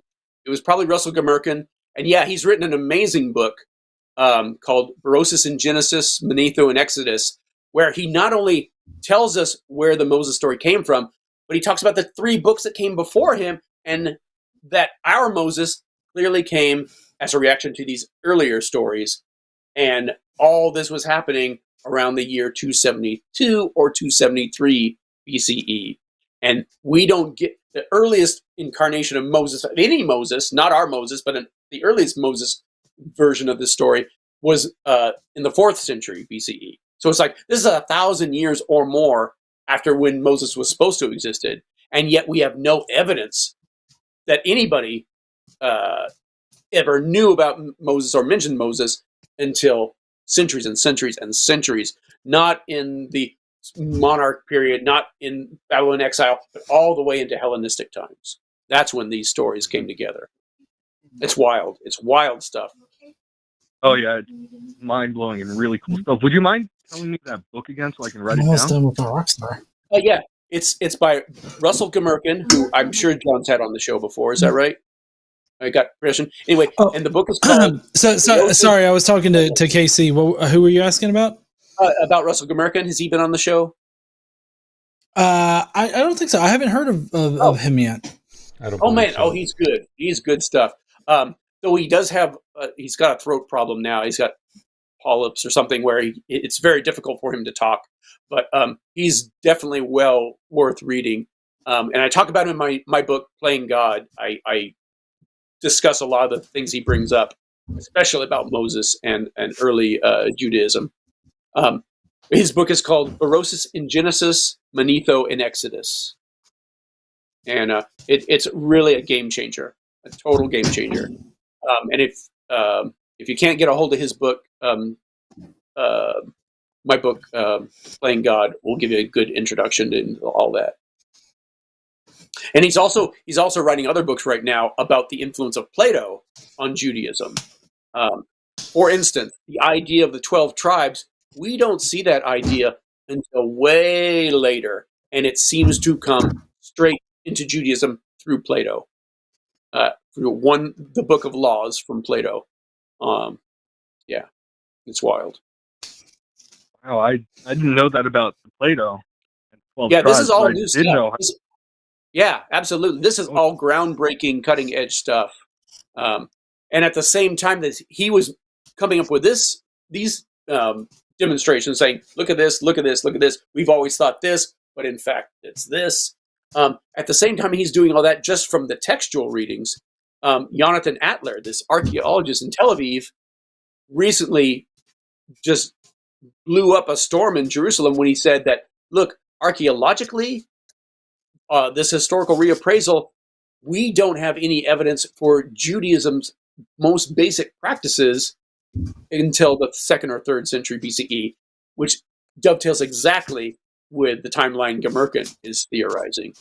So it's just this 1-2 punch that really is blowing the lid off of Judaism right now. It's astounding. It's fascinating stuff. Oh yeah. On the topic of, not really. Well, yeah, no. About the law. Have you guys heard of the Elephantine papyri from Egypt? He gets into it, absolutely, and I get into that in Playing God. For the viewers who don't know what the Elephantine papyri are, that's a century of writings and legal documents and letters, correspondence that we have from this Jewish colony in Egypt from the 5th century BCE. And the remarkable thing about them is all these Jews living in the 5th century, not only do they not seem to know anything about Moses or any of the other characters in the Old Testament before the first 5 books of Moses. They don't know about David. They don't know about Solomon. They are on great terms with the temple in Jerusalem. Temple in Jerusalem loves them. They love the temple. But they've got their own temple in Elephantine that worships Yahweh, their version of Yahweh, and his wife, and at least 3 other gods. And again, they don't know anything about Mosaic law. None of the rulings that they get from the priests in Jerusalem come from Mosaic law or the Torah. They don't know what Passover is. They get a letter from the Persian governor saying, here's a new holiday for you. It's called Passover, and here's how you celebrate it. And his instructions not only are explaining this for the first time, but they're not the same instructions that we have in our scriptures, which came later. And we get correspondence of like Jews talking to their fellow Jews, saying things like, "I hope the gods bless you, my brother." It's just mind-blowing stuff. Mind-blowing stuff. And yeah, Russell Gamerkin goes a deep dive into all that. It's also in Playing God. These are all the things that made me stop working on my book on sex and violence in the Bible and say, no, this stuff is just too good to sit on. And I had to get that book out. Yeah. That is awesome. I love hearing other people know things like that. Yeah. And it's funny, when I first heard about the Elephantine papyri, I just assumed, this has got to be just some kind of mutant spin-off, this land that time forgot situation. Nope. They were in close contact with the Jewish temple. And this is at a time when you're only supposed to have the one temple in Jerusalem, and all the other holy land, holy shrines are supposed to have been taken out by paganism and destroyed. And yet these polytheistic Jews in Elephantine in Egypt are on great terms with the Jerusalem temple. And yet at the same time, they don't seem to know anything about Abraham, anything about Moses, anything about Joshua or the conquest. None of that is in their radar. It's wild. It's just wild stuff. Oh, yeah. Wild would be a really good... Yeah. I mean, religious history, in some ways it's really super boring. At least theology is. But the origins of religious history, mind-blowing. It blows my mind. I love it. I can't get enough of it. It's fascinating to see what's going on in there. Very true. So, second to last thing. First thing, make Alfred happy. talk about a conspiracy real quick. I read during the time of the pharaohs, they would take certain documents, alter it so that way they would make themselves look better, or change certain aspects of the history of what's going on in the time. You talk about like when pharaoh took over from an older pharaoh, and they would destroy all the old records, that kind of thing. Yeah. Yeah. It didn't happen every time, but like it happened for sure with Akhenaten and Tutankhamun. After Tutankhamun took over from his dad, they definitely destroyed all his records, and yet we still know a lot about Akhenaten, even though they erased and tried to destroy the memory of him. We still have good evidence for what he tried to do to Egypt, to try to take all the gods there and make a monotheism, which I also talk about in my book, Playing God. Not to be that guy, but all the stuff you brought up, I go deep dives in my book, and I hope you get a chance to read it, because I'd love to see what you think about it. Oh, absolutely. I've been listening to Dr. Bart Ehrman's How Jesus Became God, and on the topic of Alfred saying, well, how do we know, I'm just going to use Julius Caesar as an example. How do we know Julius Caesar was a religious, or not a religious person, a real person? And Dr. Ehrman talked about how there's multiple sources that describe almost the same thing, but they don't always get the exact thing. I forgot how he exactly describes it, but it's in his third chapter of the book where he's talking about the synoptic gospels versus the Gotcha. I forgot the name for it.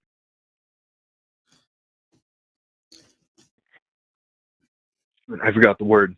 Well, gotcha. You're talking about the gospels that are external to the synoptics, or just the canonical? The extra canonical gospels? No, not the extra canonical. Like I don't want to say Matthew, Mark, Luke, and John, but because they use not the official four, but all the other Christian writings that didn't make the cut. No, it's like the New Testament book.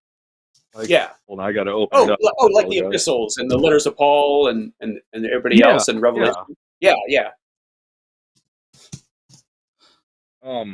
He talked about how there are certain things that can be checked between the two gospels, that if they are exactly alike, then that can be most likely thrown out as being completely fictitious or made up by the writers at the time. And how other things such as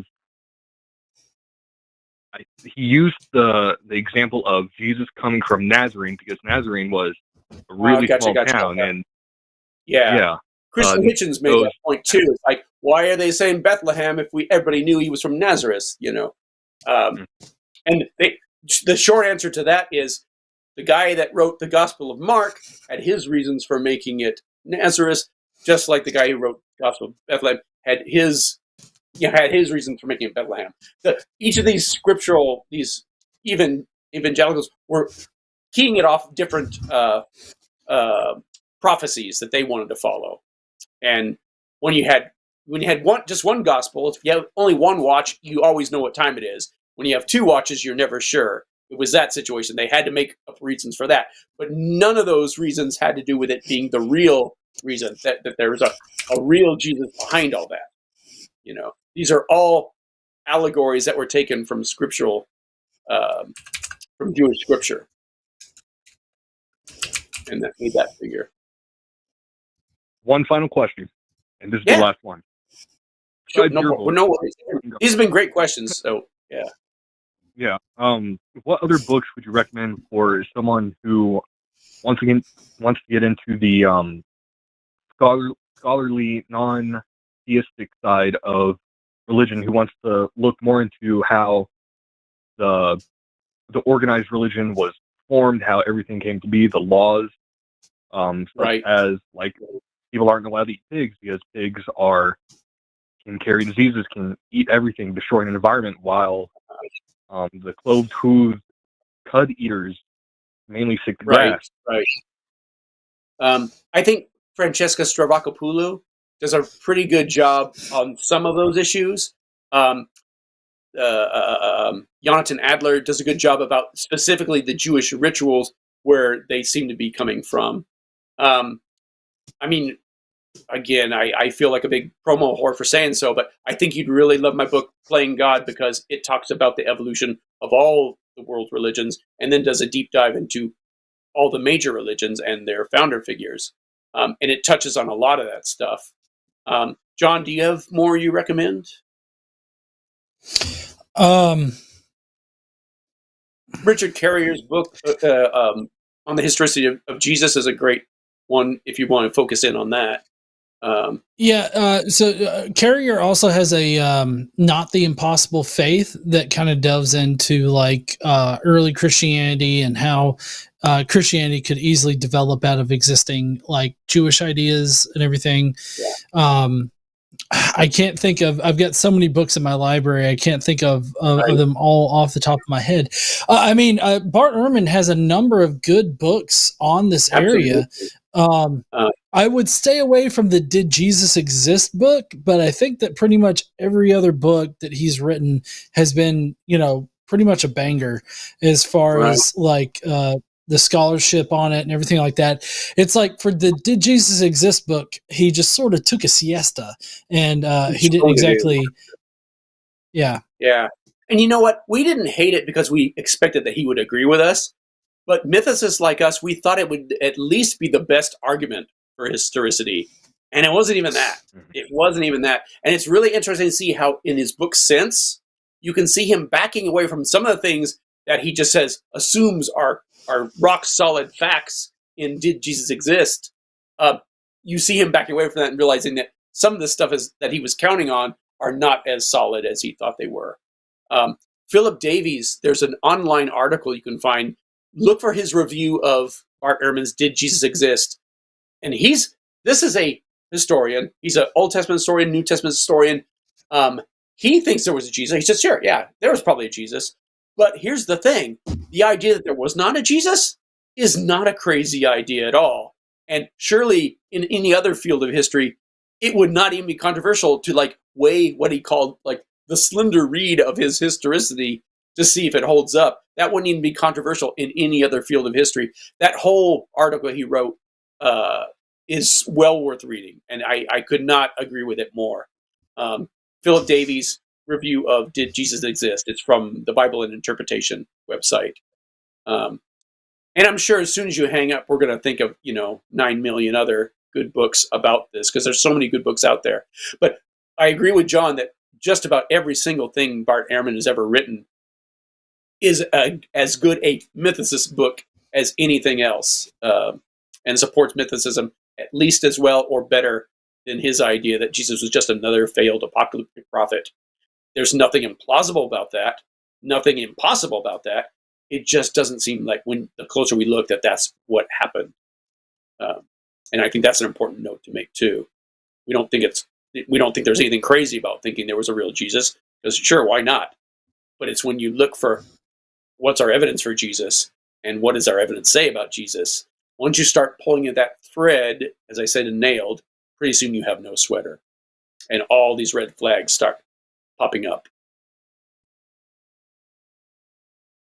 Right. I feel like I've talked a lot. I feel like I should shut up for a minute. Oh, no. Don't worry. The knowledge that you're giving me is making me real happy. And it's going to give me something to look up after this. I'm totally happy to hear that. Thanks, Caleb. Yeah, absolutely. Thank you, guys. You guys have a good night. You too now. All right, take care. You do the same there, Caleb. Bye.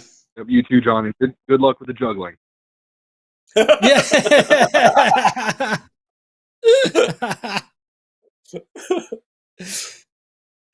All right. Who else Yeah. we got? Yeah, I know.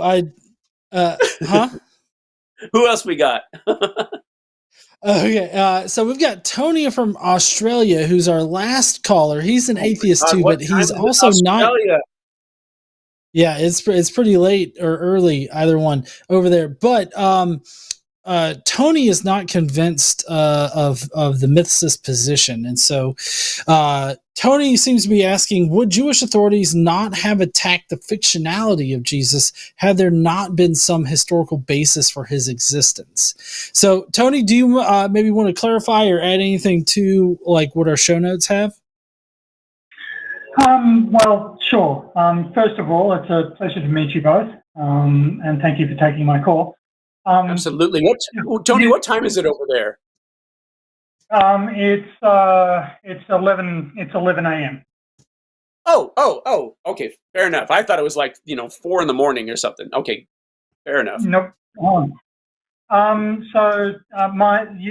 You've rightly raised some questions about sort of the positive evidence for the existence of Jesus. My question is, let's assume that this character is completely historical.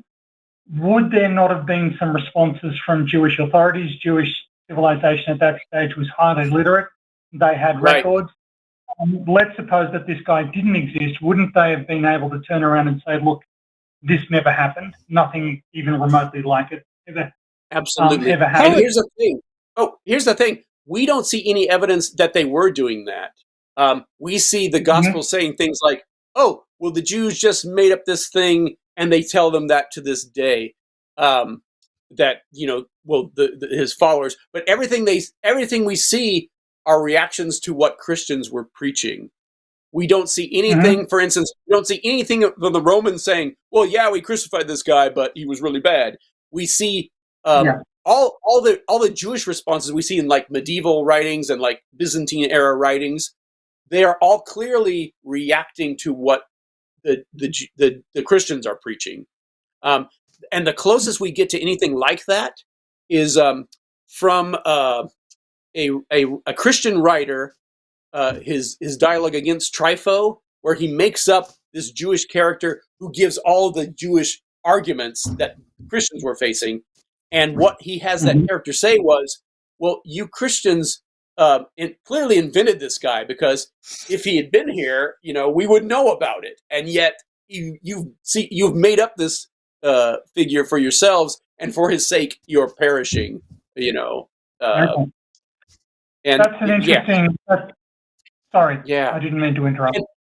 No worries. I was just going to add, we do have like pagan criticisms, but everything we get is criticisms of what they're reading in the Gospels and saying, the Sea of Galilee's not that deep. You couldn't have a storm. You can cross it in 2 hours. People, in fact, people like Celsus, who are against the Christians. And the funny thing about that is their arguments still hold up today. They are still spot on. They point out all these impossibilities that would never have happened in these gospel stories. And the Christian responses to them don't deny that, but they start saying, well, yeah, but there's all this great symbolism. And so, it's the theological value is that this represents this and this. But the fact that it couldn't have ever happened, that doesn't bother them at all, because it's so rich in theological wealth and whatever, Yeah. It is, that is one of the... I wasn't aware of sort of the response to Trypho, but I was aware of sort of Celsus's work. Yeah. And, it was interesting when Alfred in the earlier call brought it up, because one of the early pagan criticisms of Christianity was that it was just like every other mystery religion. In particular, Apollonius's Tiana or Tiana. Oh, yeah. I don't know. What a perfect figure to bring up, because it's the exact same process that created him is the kind of thing that gave us Jesus. Yeah, absolutely. Yeah, and I have to say, you've because I was going to bring him up as though he were sort of widely, as though Apollonius were widely regarded as a historical figure, but in the time I was on the phone, I had the opportunity to sort of review that question, and the historiography is not as solid as my casual reading would lead me to believe. But what's funny about that, and I'm glad you brought up, is that at least the guys who created Apollonius had the foresight to even half-ass create a historiography for him, even though it doesn't hold up at water. that's more than any of the gospel writers did. That's more than any of the gospel writers did for Jesus. So fair play to him that way. Yeah. Okay. Well, you've pretty much answered my question. You've just knocked the job on the head. I'll need to look up that response to Trifo. I've been reading some books on early Christianities, and it's really interesting. One of the most it was fascinating to hear Alfred complain about cover-ups when it was the church has put thousands of years into suppressing these alternative ideas. Valentinians, Maronites. These ideas absolutely. Ideas that modern Christianity pretends never existed. That Christianity is this monolith. And it never was, and it never is. I do think there is an argument to be made that Christianity has engaged in a gigantic cover-up of just how mythological its early beginnings were. Tony, you reminded me of something that is a good example of that, and that's the Nag Hammadi library. That's this collection of writings from the 3rd or 4th century, I forget which, that if we didn't know, if we never found that library, we would have no idea how diverse Christianity was. And we also have an example from the Nag Hammadi Gospels of them taking a pagan religious writing, turning it into a Christian writing, literally cutting and pasting, taking, and Eusenos the Blessed said this, and they turn it into, and Matthew asked Jesus this, and it's like, it's a smoking gun because it's half finished. So it's like, if we could, they've had 2,000 plus years to shave the serial numbers off the bike they stole. But can you imagine if we actually had the original texts from Paul, from Matthew, from Mark? And Bart Ehrman knows this more than anybody else, how all our layers of these early Christian writings are forged, are adjusted, twisted, changed, and we don't know what the original writing was. We have all these different factions changing things to suit them, but we don't really know. Even devout Christian scholars, in some cases, don't know which one is the original reading and which isn't. And I'm not talking about just mistakes and grammar mistakes and scribal errors. I'm talking when they deliberately change something, say the opposite of what it says. And the history of that kind of textual history is really fascinating, and a real, not just one more thorn in the side of Christianity as well. Yeah, in misquoting Jesus, Ehrman points out that an entire story was written out of the Bible because the monks didn't like it, because Jesus got angry with a. There's whole genres. I was going to say there's whole genres of infancy gospels that we only have one in the Bible, in Luke, but there was a whole genre of these things that still exist that we have that never made the cut, or were in the cut and then got kicked out later. One more time. There are two of them. The proto-evangelion of James, and yes. I was just talking about the canonical ones, but yeah, absolutely, yeah. Anyway, also wanted to say that it's a pleasure to finally get to talk to John. You and I have barely let him say a word, but I'm a great admirer of your work. So it's lovely to meet you both, and thank you for taking my call. No, yeah, thank you for calling in, Tony. And I guess where I wanted to start out with your question here and something I want you to think about is, like, if I were to make up that there was like some magical person that was going around, doing magical tricks and claiming to be the son of God, how would you go about like disproving that?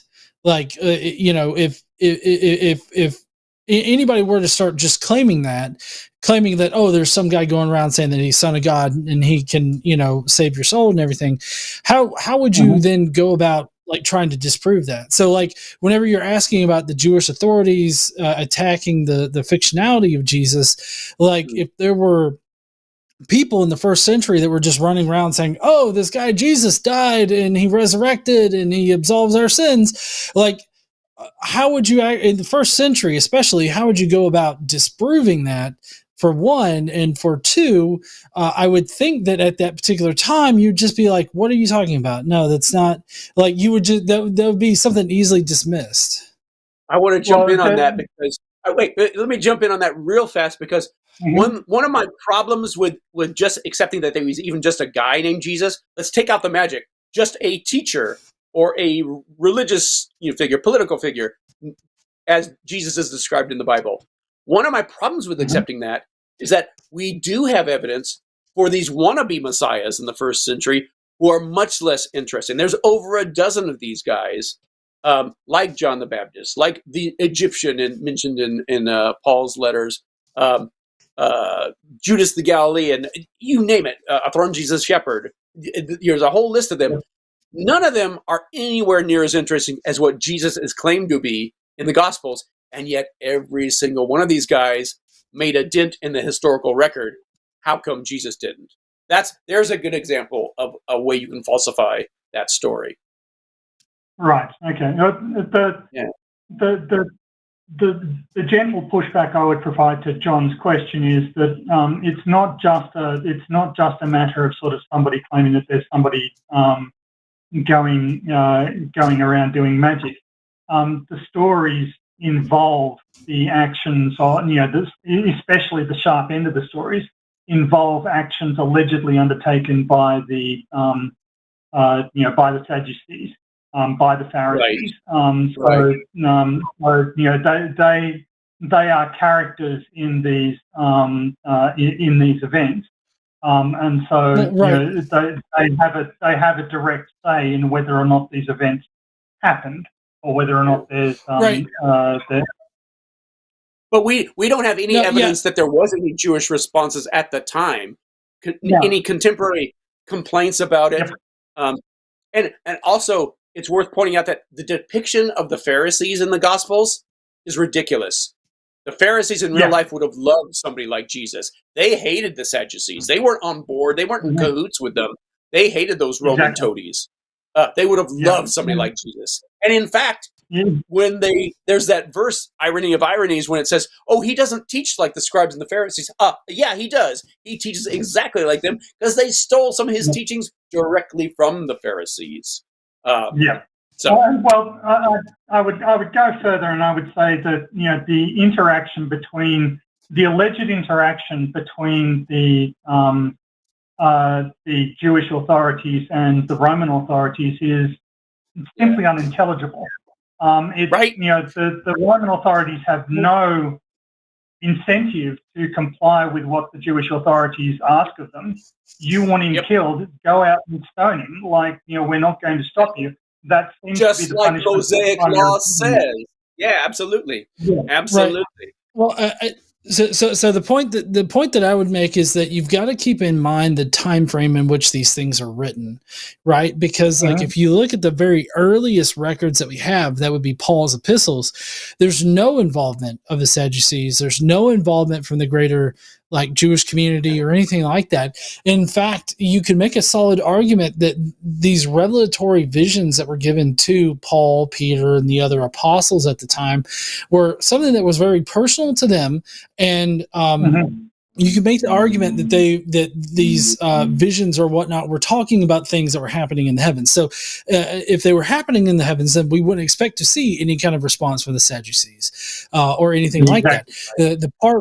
The part where the Sadducees come in is much later in the Gospels, and as we see in the early 2nd century church fathers that pop up, they really weren't concerned whatsoever with the historical nature of these narratives, of the Gospels. They were really just concerned about the message that the Gospels were presenting, and so they felt that metaphorical truth was far greater than any kind of historical truth that could be represented by them. So there wasn't even any concern about the historical nature of any of this stuff until the mid 2nd century or even later in the 3rd century.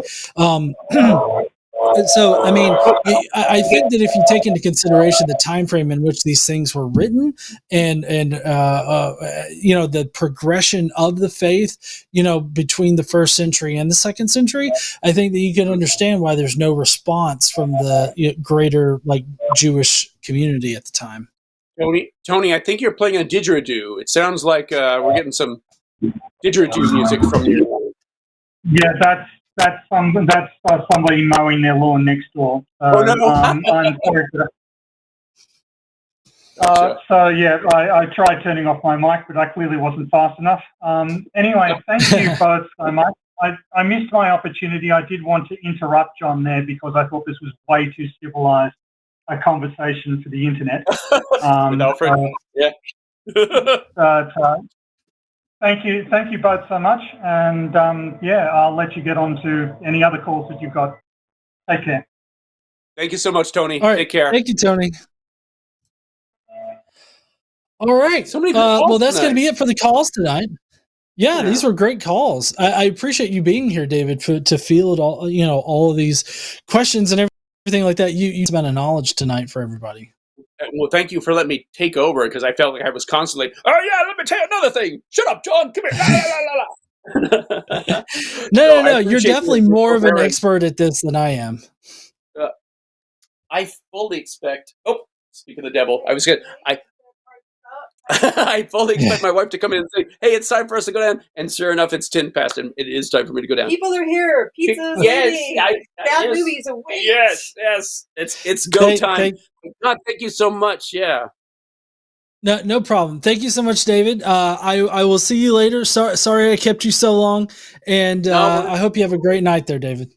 You too. And if anybody wants to get a hold of me, if there's a question on their mind, shoot me an email at everybodylovesdave@gmail.com, or find me on Facebook, or send it to John, and they'll track me down. And again, it's always definitely keep doing what you're doing. You're the best, John.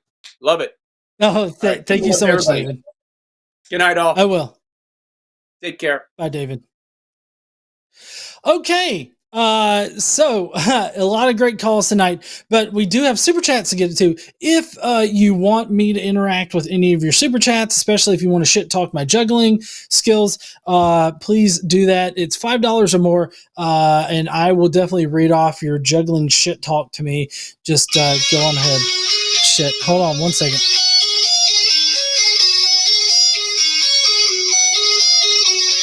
No. Son, you need to wait a second. Hold on. Let me respond. Let me send my son a message real quick. So sorry. I'm gonna get to these messages here in a second. Wrapping up. 1 second. Okay. All right. So first super chat we got is from David Hacker, who says, "Hi, Godless Engineer. Hey there, David. How you doing? Hope you're doing good." Next up is, how many people around ex-Jesus were real? Mary, Joseph, the apostles. If no Jesus, then none of them exist. Any historical figures mention them?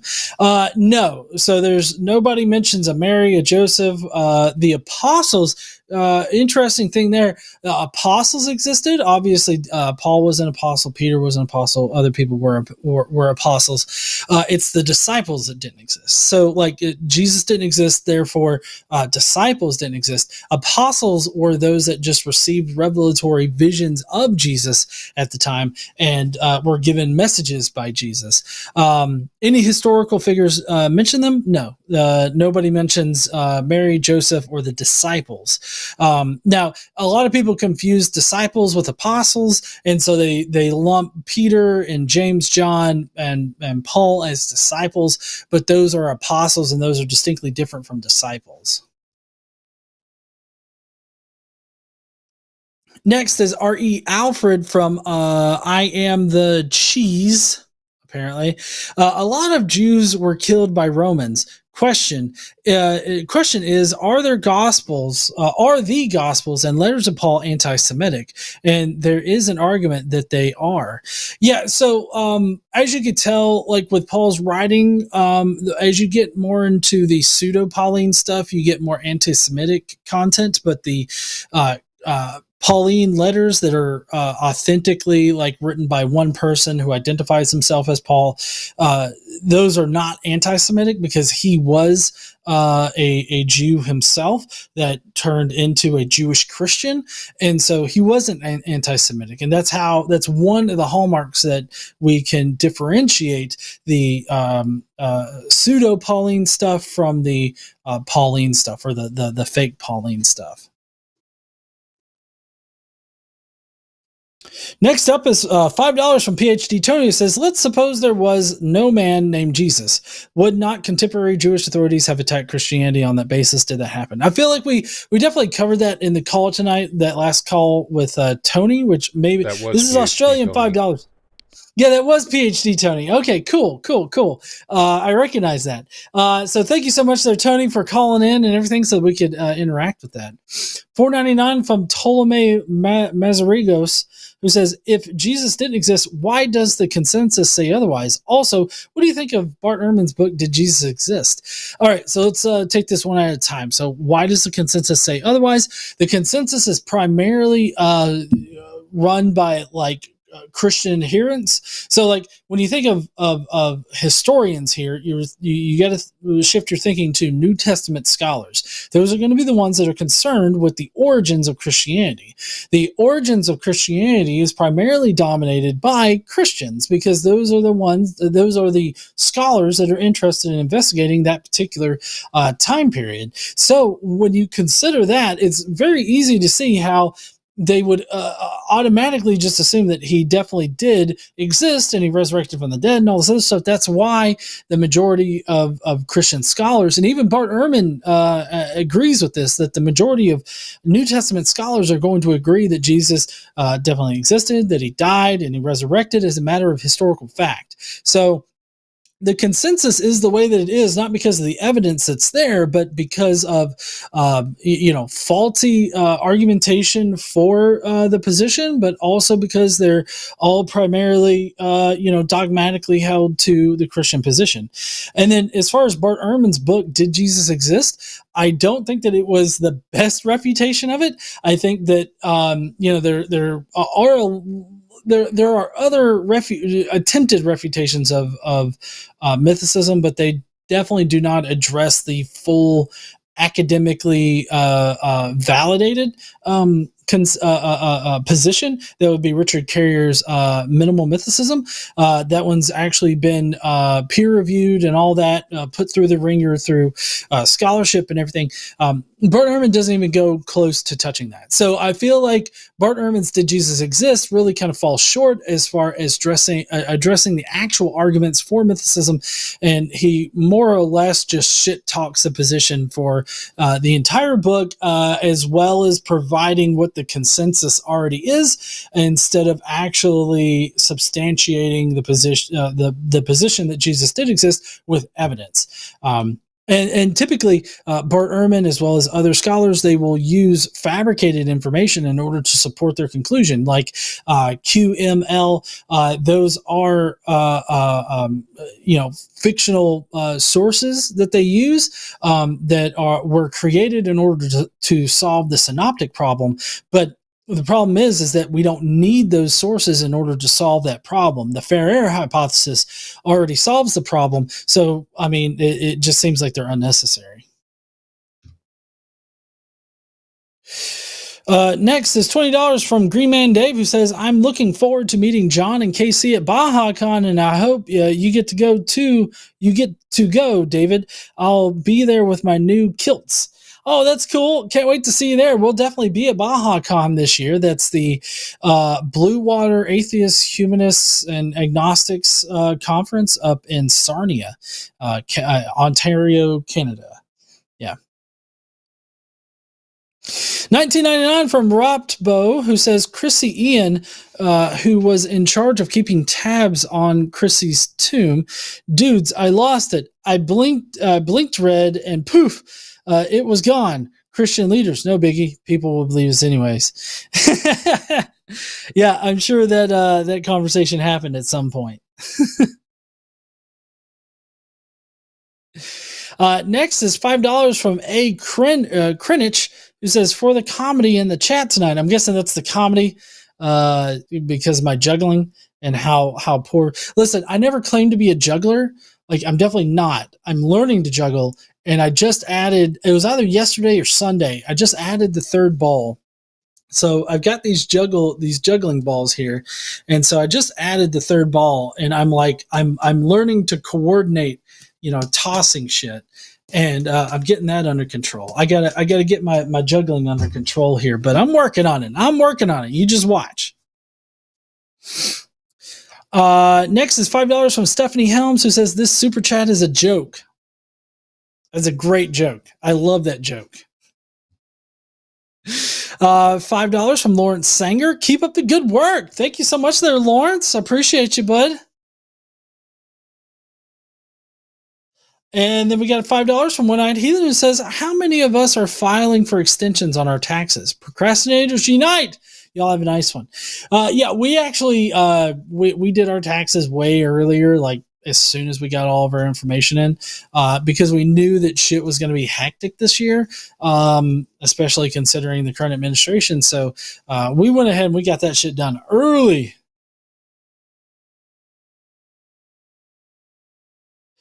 Next is $5 from D20, who says, who was the smartest man in the Bible? Abraham. He knew a lot. Yep, he did know a lot, didn't he? All right, heathens. Well, really appreciate you stopping by and checking out, the channel here. Definitely subscribe if you're not already subscribed to the line. And, we got a lot of great shows coming up this week. If you don't know who I am, definitely go and subscribe to me at Godless Engineer. I'd really appreciate it. And I guess that's it. Yeah. All right. Thank you so much to the moderators in the chat. Thank you to Morgan, who is producing this. Thanks to Stephanie Helms for doing all of the call screening. Thanks to everybody that makes these shows possible. You guys are awesome. Love all y'all. And I will see all you heathens later.